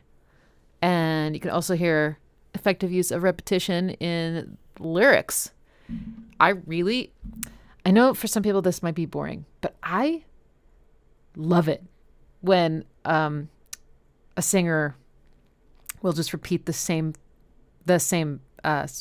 lyric over and over and over and over again. Because every time they say it, it makes it, ironically, more real. It just it transforms it. Just the same way how if you say the same word over and over again, it starts to sound like it's not a real word anymore. My point is that when you repeat something, I guess a word. Okay, I guess that was a bad example, but I guess I'm just going to say that it evolves. Like the more you repeat it, your perception of it changes, and the same thing is true for lyrics, because it's like you're searching for what that means and all the different ways you could interpret that, or it starts to feel like a mantra or like a chant or like, I don't know. I just think it's super effective. And by the way, if you go to Swans' YouTube channel and find this song, there's a caption that he wrote, Michael Hira, that is, it's interesting. It's like he wrote something like, "Hello, thank you for listening to our music. I hope it gives you some joy and pleasure, and encourages you to buy things in physical format." And then at the end says, something, it serves a further portal to experiencing the total conceptual and spiritual and emotional content of the work we have labored lovingly to bring you. I love you. And then there's a comment at the top that says, Michael Jira loves me. But it's cool. It's cool to see, like, just because it sounds kind of rough and dangerous to us doesn't mean that it wasn't made with like love, but and that everyone can find joy and pleasure in very different things. It's cool. Okay, we gotta keep moving. Oh my god. Okay. Next is I'm hungry. Shit. Okay. Next is a song I can't pronounce.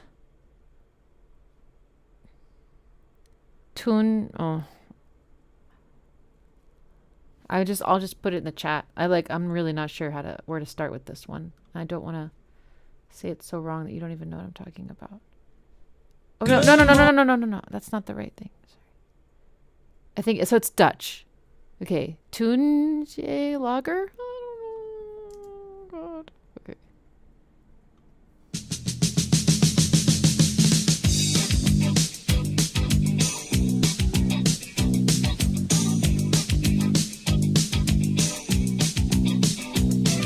Ik stond maar wat te drinken, wat te hangen. Ik dacht en keek en dacht waarom me heen. Niemand om me even op te vangen. Niemand bijzonder, niemand in het algemeen. 3 uur 's nachts, 7 januari. There's our synth pads. Het panterbloesje en de spijkerbroek. De armen blote, korte, zwarte haren.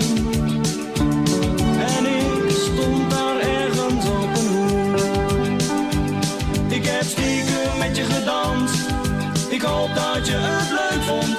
Ik heb stiekem met je gedanst. Stiekem met je gedanst. Ik denk niet dat je me hebt zien staan kijken. Ik was die jongen met die vage blik. Ik was die jongen die losjes wou lijken. Niet te onschuldig en zeker niet te dik. Ik heb stiekem met je gedanst. Ik hoop dat je het leuk vond. Ik heb stiekem met je gedanst. Stiekem met je gedanst. Oh! Deception. Okay. So this is fun and poppy, you know. Sorry. Does a lot of this and a lot of this and a lot of this, like we're in a major key. But then after this really fun chorus, something, and then I think it goes to some unexpected, like out of like borrowed chord. Hang on.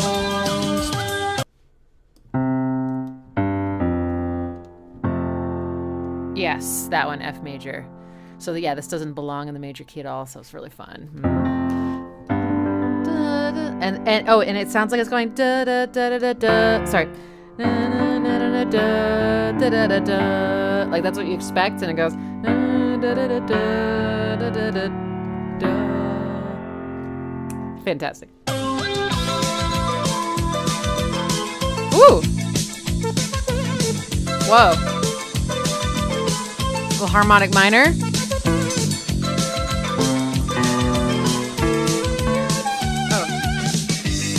Okay, we're back. Wow, the styles are really extensive.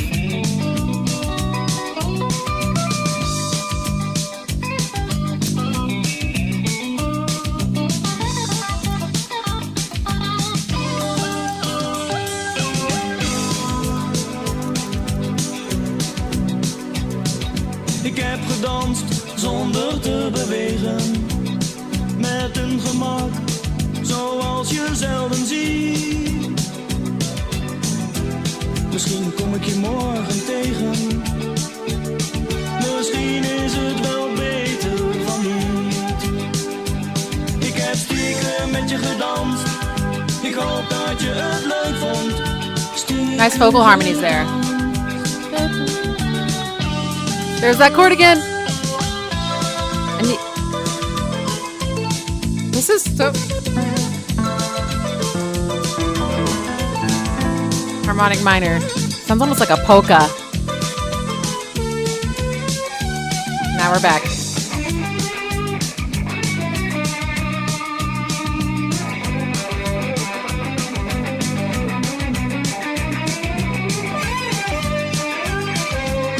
Okay, that's a cool tone. You got a synth playing in unison with the guitar, but an octave higher.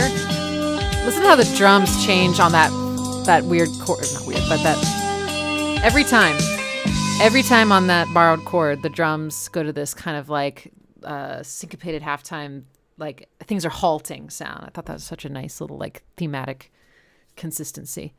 Okay, next is. Make sure I'm on the right track here. Okay. Mike Oldfield, Moonlight Shadow?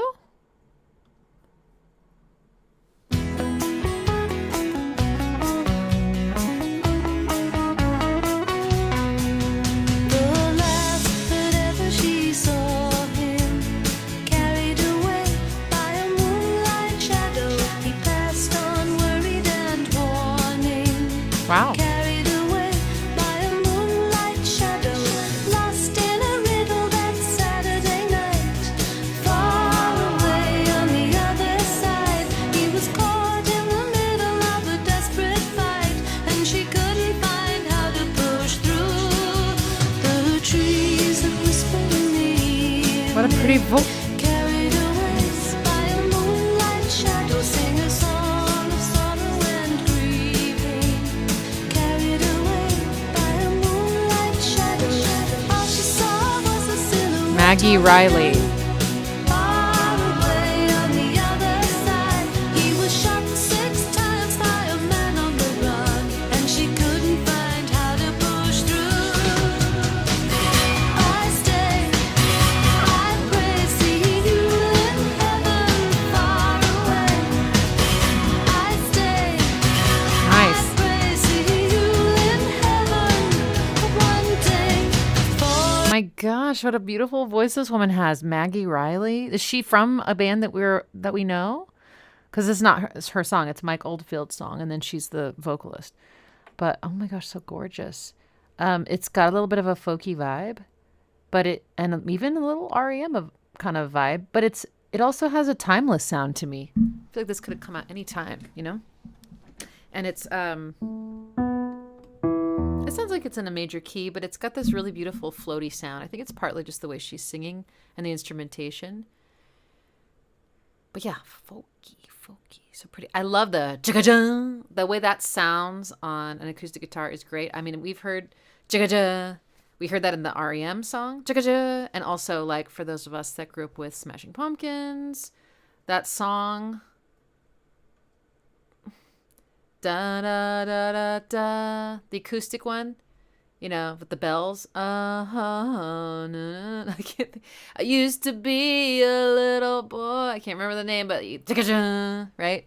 What a great technique. A.M. in the morning, carried away by a moonlight shadow. I watched your vision forming, carried away. She's so gentle with every word. Stars move slowly in the silvery light, far away on the other side. Disarm, thank you. You come to talk to me this night, but you couldn't find how to push through. I stay, I pray, see you in heaven, far away. I stay, I pray, see you in heaven, but one day. Almost a little country now.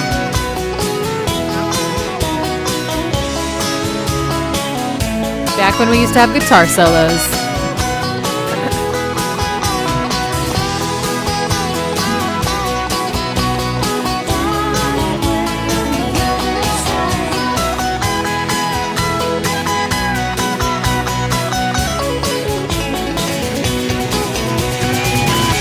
Whoa.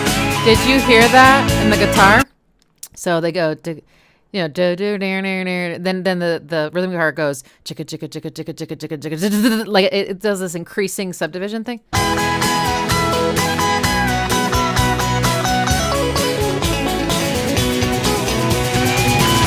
That's amazing.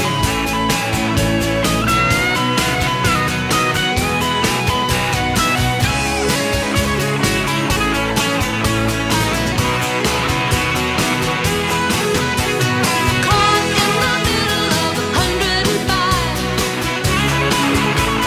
Nice. She doesn't finish her phrase. She gives it the guitar. And the air was alive, but she couldn't find how to push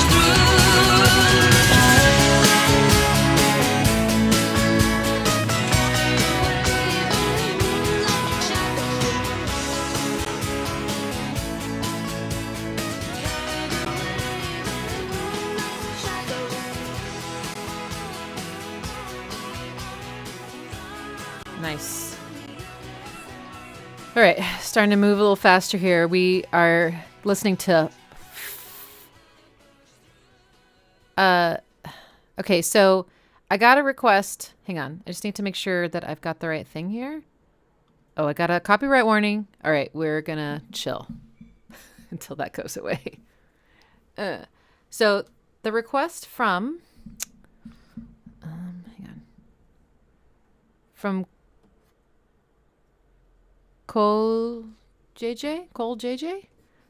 You wrote Flyer, Get Back Your Love, 1983. What I found, tell me if this is right, is Flayer. Wanna Get Back Your Love? Is that right? But then I also found something that's called Fly. Okay, no, there is something called Flyer, Get Back Your Love. Okay. Okay. But the Flayer topic looks official. Oh, I'm so confused. Okay, hang on.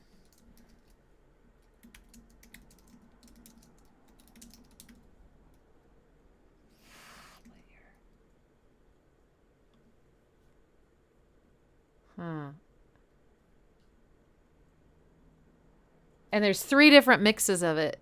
So I'll just play the shortest one, I guess. Tell me if this is right.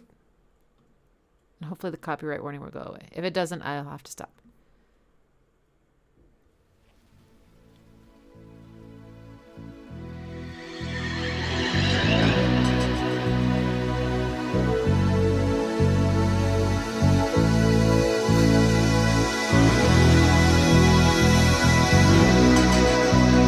That's lush. I love these chords.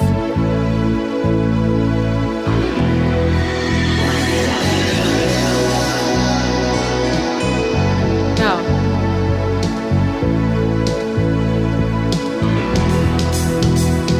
I don't know about this.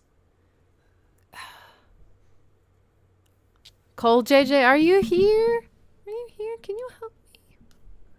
All right, well, I'm going to switch to the next one just because I don't know if that's the right one. And we're running low on time. So let's go to David Sylvian and Ryuichi Sakamoto, Forbidden Colors. This song is a bit long, so we're going to cut it short. Sorry.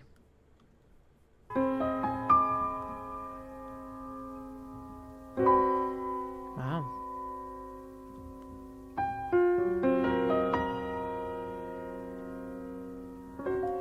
Wait, this is 87. Wait.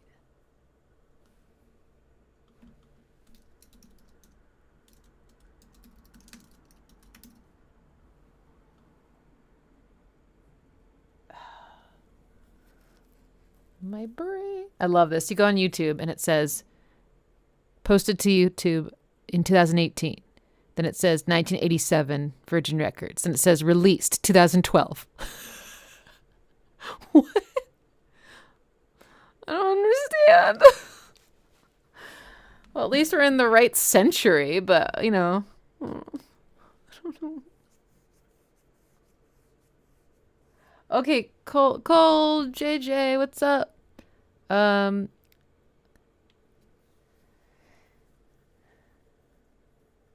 Okay. Okay, so you're here. That good. Cole J says it starts with a ping like notification and duration is 348.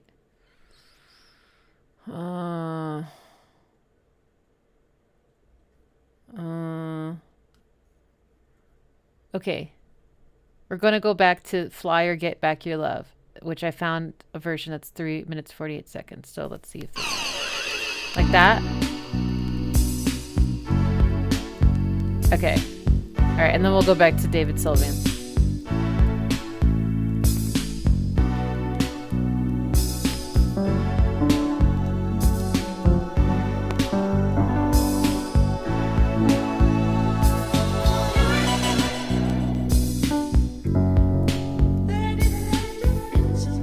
Beautiful minor key situation here.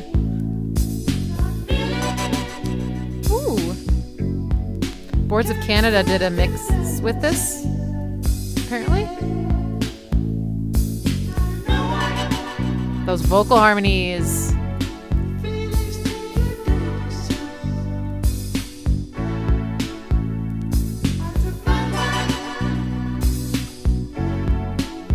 Nice.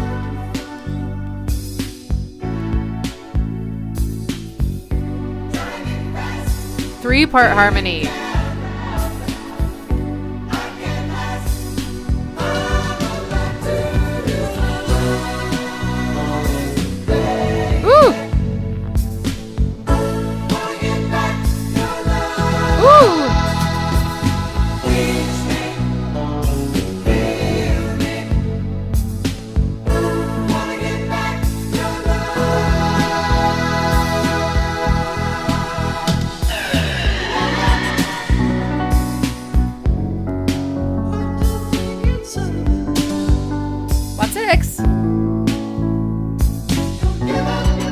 Minor 5, which is so sad.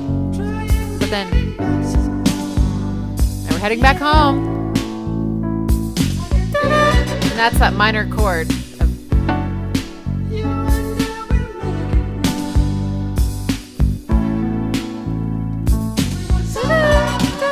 That's so gorgeous.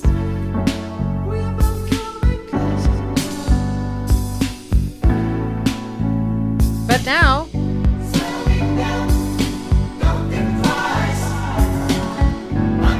sorry. Vamping. Pre-chorus. Major.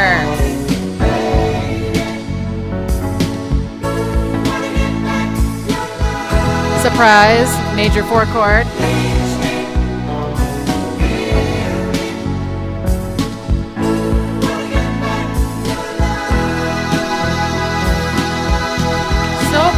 the vocal harmonies are amazing. Ooh. The bridge.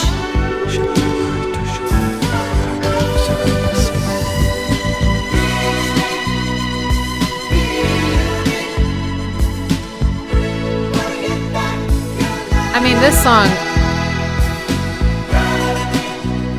the vocal harmonies are just like a huge part of this. They're so lush and full and beautiful, like, and that falsetto.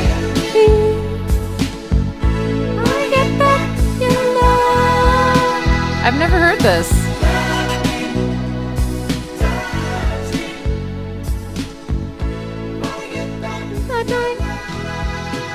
How pretty. Okay, guys, I got another copyright warning. Ooh, we might be pushing our luck. We might have to stop. In case you don't know, I have a strike on my channel, so I have to be extra careful. All right, it just went away. Cool. Okay, next is our second try on this David Sylvian song, Forbidden Colors. Very avant-garde. Different kind of harmony all together. Maybe jazz?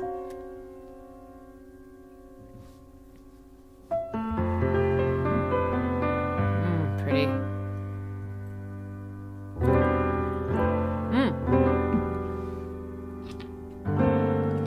Gorgeous.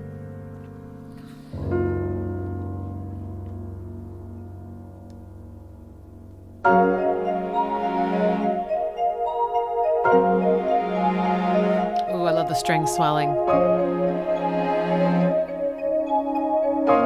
God, this sounds so much like the score of Spirited Away, like this theme.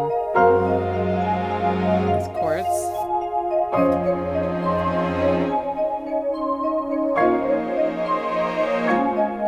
This came first. The moon's on your hand. Copyright warning. But yeah, this reminds me so much of Spirited Away. There's this theme.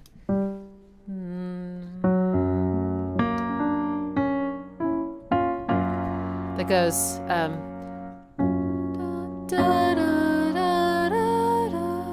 something like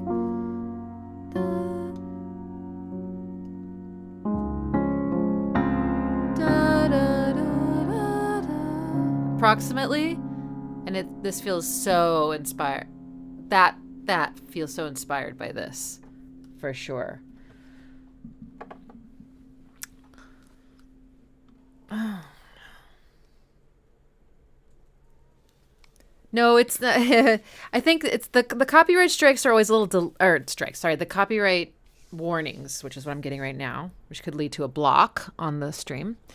Is they're delayed, like they always release like while I'm listening to some different song, and then they come back like halfway through that song. So this warning could be from the previous song or for this one. It doesn't tell you, unfortunately. It just says, heads up, we've detected audio in your stream belonging to someone else. So this might be the end of the road for this one. We still haven't gotten to Maggio by Frank Zappa, which would be freaking fun. It's short. Clannad, theme from Harry's Game. It's from a video game, I guess. Sergio Mendes, Never Gonna Let You Go. And then Electrochoc, Mattia Bazaar. And then I was going to play y'all Total Eclipse of the Heart, maybe King of Pain, Sweet Dreams Are Made of This, and Too Shy. Yeah, right. There's no way. Oh, that's too bad. Okay, it went away. Let's try one more time. It's going to come back, though, you guys. Never seem to heal. I thought all I needed was to believe.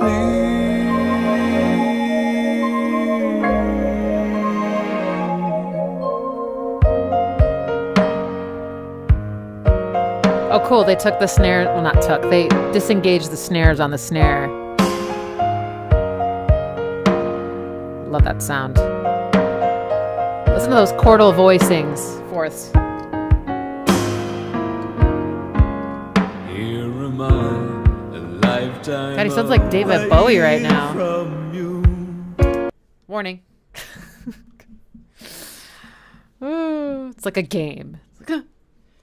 It does sound Japanese, doesn't it? And that's because Ryuichi Sakamoto is a collaborator on this song. So that's that. Okay, I think, unfortunately, guys, it's this is the part of the stream where it's just gonna be like literally we listen to like 10 seconds and I have to stop it and like wait. I think it's going to be a real downer. And we're kind of out of time anyway. I just want to apologize to the people, though. There's a few of you who donated a super chat and I didn't get to your song. So here's what I'll do. I'm going to take a screenshot for the next one. You get to choose. We will either listen to this request or you can be the top of the line or top of the list for 1982. Okay? That's my best. That's the best I can do.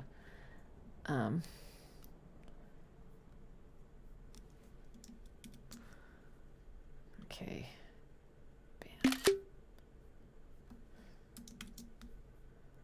Bam. Bam. Oh yeah, also, oh no, did I get blocked? Okay. The screen went black for a second, and I was like, "Oh no, what happened?" Oh, thanks, Arash Mickey. I'm never gonna get your name right. I'm sorry. So, guys, I have just a couple quick questions for you before we say goodbye. So I am gonna be releasing an album. I have only done one album before, and it wasn't my music. It was covers of Nine Inch Nails songs arranged for piano. I've been writing music for literally over 30 years. Close to 35 years I've been writing music. and have just never had the courage basically to release anything. Really, truly. I have like one single up there from when I was 17. That's it. So I'm going to be releasing my debut album. It's never too late in January. And I am going to be launching a fundraiser so that I can pay for the engineering costs and photography and design and visualizers and maybe a music video. So if you'd be interested in like pre-ordering that or contributing to the fundraiser, what kind of merch do you guys like? I don't really wear merch. I've just never been a merchy person. So I don't really know. I know t-shirt. I would say t-shirts. I feel pretty confident that people like t-shirts if there is some like symbol for the album or something, or even if the answer is pretty much just across the board t-shirts. Is there like some people have said they want a flat 6 or some kind of like flat 6 t-shirt, or my name or like something about the album. I don't know. I'm so embarrassed. I can't imagine somebody wanting to wear a t-shirt that had something about me on it. But anyway, I'm just going to be an adult. So anyway, what kind of merch do you like? Okay.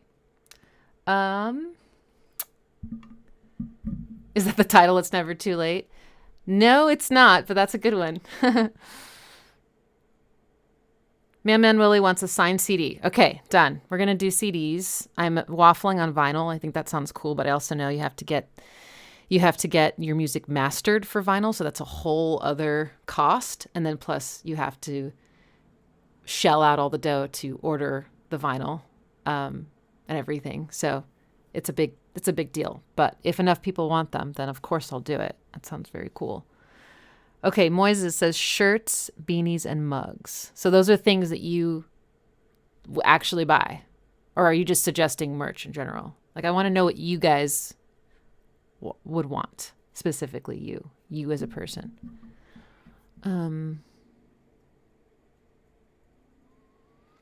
Hoodies and caps, dildos.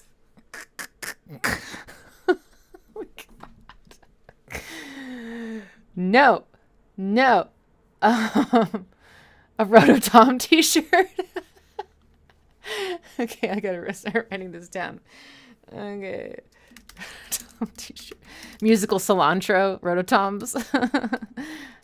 Caps, beanies, hoodies, mugs. Okay, interesting.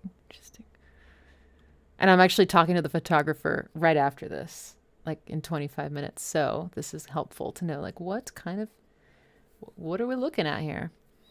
Music paraphernalia, like notepads, picks. Huh, okay. I mean, I probably won't be able to do all of these, but just getting an idea of, like, what's most popular. Flat 6 mugs. Love it. I never in my entire life thought that I would ever have a group of people that knew about the flat 6 chord and how I feel about it and would want to wear that on a t-shirt. It's so entertaining to me. I love it. Branded cowbells. Oh my God. Love it. Okay. T-shirts are tricky. Okay. Just like the fit and everything can be weird. Yeah. Mugs. Okay. Batons. Like this. Underoos. I do have an EP that I think I'm going to release in like a year or two called The Machine Itself. And it's a phrase that I got from a dream of mine where, this is probably a TMI, but who cares? My boyfriend at the time, I dreamt that I gave him underwear in the dream that said The Machine Itself on the back. So it would be perfect to release underwear that said The Machine Itself. Only one person will be laughing though, and it's me. So bracelets, caps, and belts. Oh my God. You just guys gonna be like head to toe wearing IXI merch.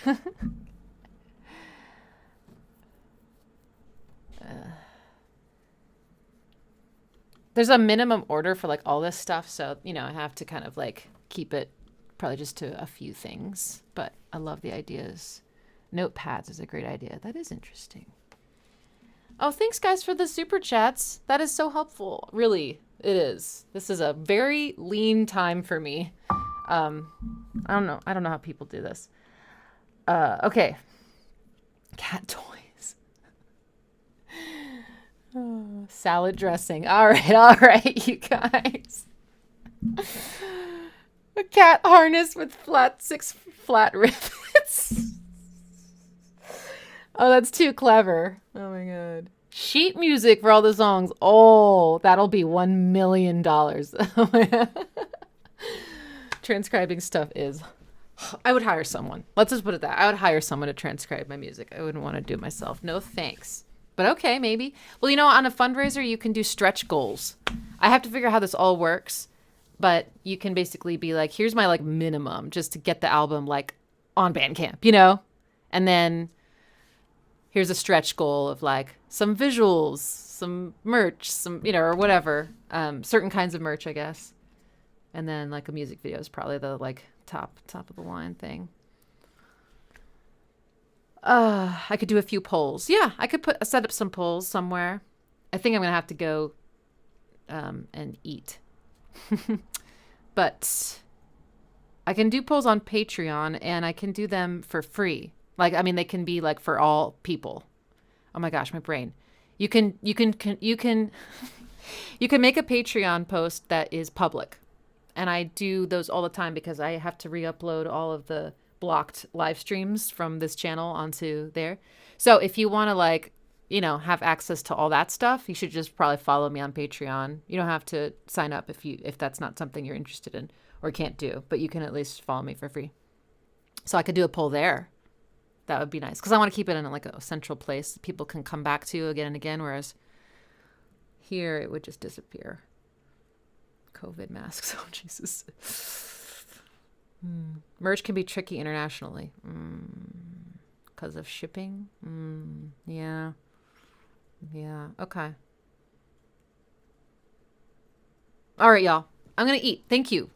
You mentioned a lot of things that I would not have thought of. And I'm just going to like copy all of this. Thank you, Bubba, so much. And CB. Okay. I'm copying all this literally into a document right now. Boop. Oh. I don't think that copied. Okay, well, I'll just have to go back and take screenshots or something of all this. It didn't copy. Yes, Milo is here. She's here. Okay. Screenshot. Could you guys hear that? Screenshot. All right, what are y'all going to eat for dinner if you're, like, if that's what time it is where you are? Line art caricature of you on a t-shirt. Whoa. A caricature of me would have a... I know exactly what that would look like. Okay. Sorry. A signed lyric book. Interesting. Oh yeah, these are all songs with lyrics and I sing and everything. I forgot to mention that. I have never done this before. I mean, I've written some stuff with vocals when I was a teenager, but most of this has all been written in the past 2 years.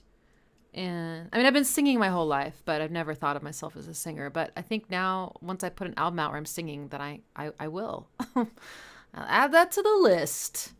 And okay, signed lyric book. That is really intriguing. Thank you, Mailman Willie.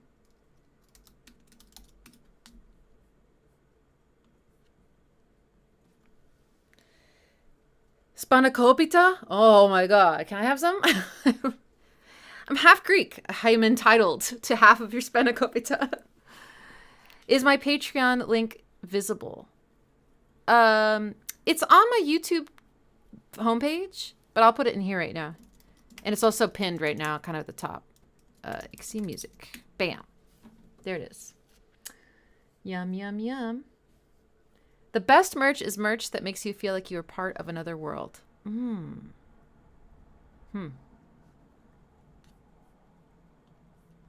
That is profound.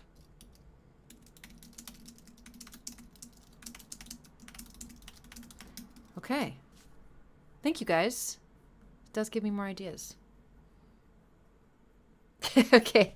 All right. Ixie Wigs. Oh my god, that'd be so funny. Oh, man. Okay. All right. I'll ask this question again. Maybe next week I'll ask it again so we can keep riffing and not save it to the very end so that I'm starving to death. Okay? Thank you guys for coming. And I will see you next week for 1982. And it's going to be at 12 noon Central. Okay? If you're, if you just check because of daylight savings and things are getting all, messed up this month. Everybody's changing at different times. So double check. Okay, until next time, thanks again. I will see you. Farewell.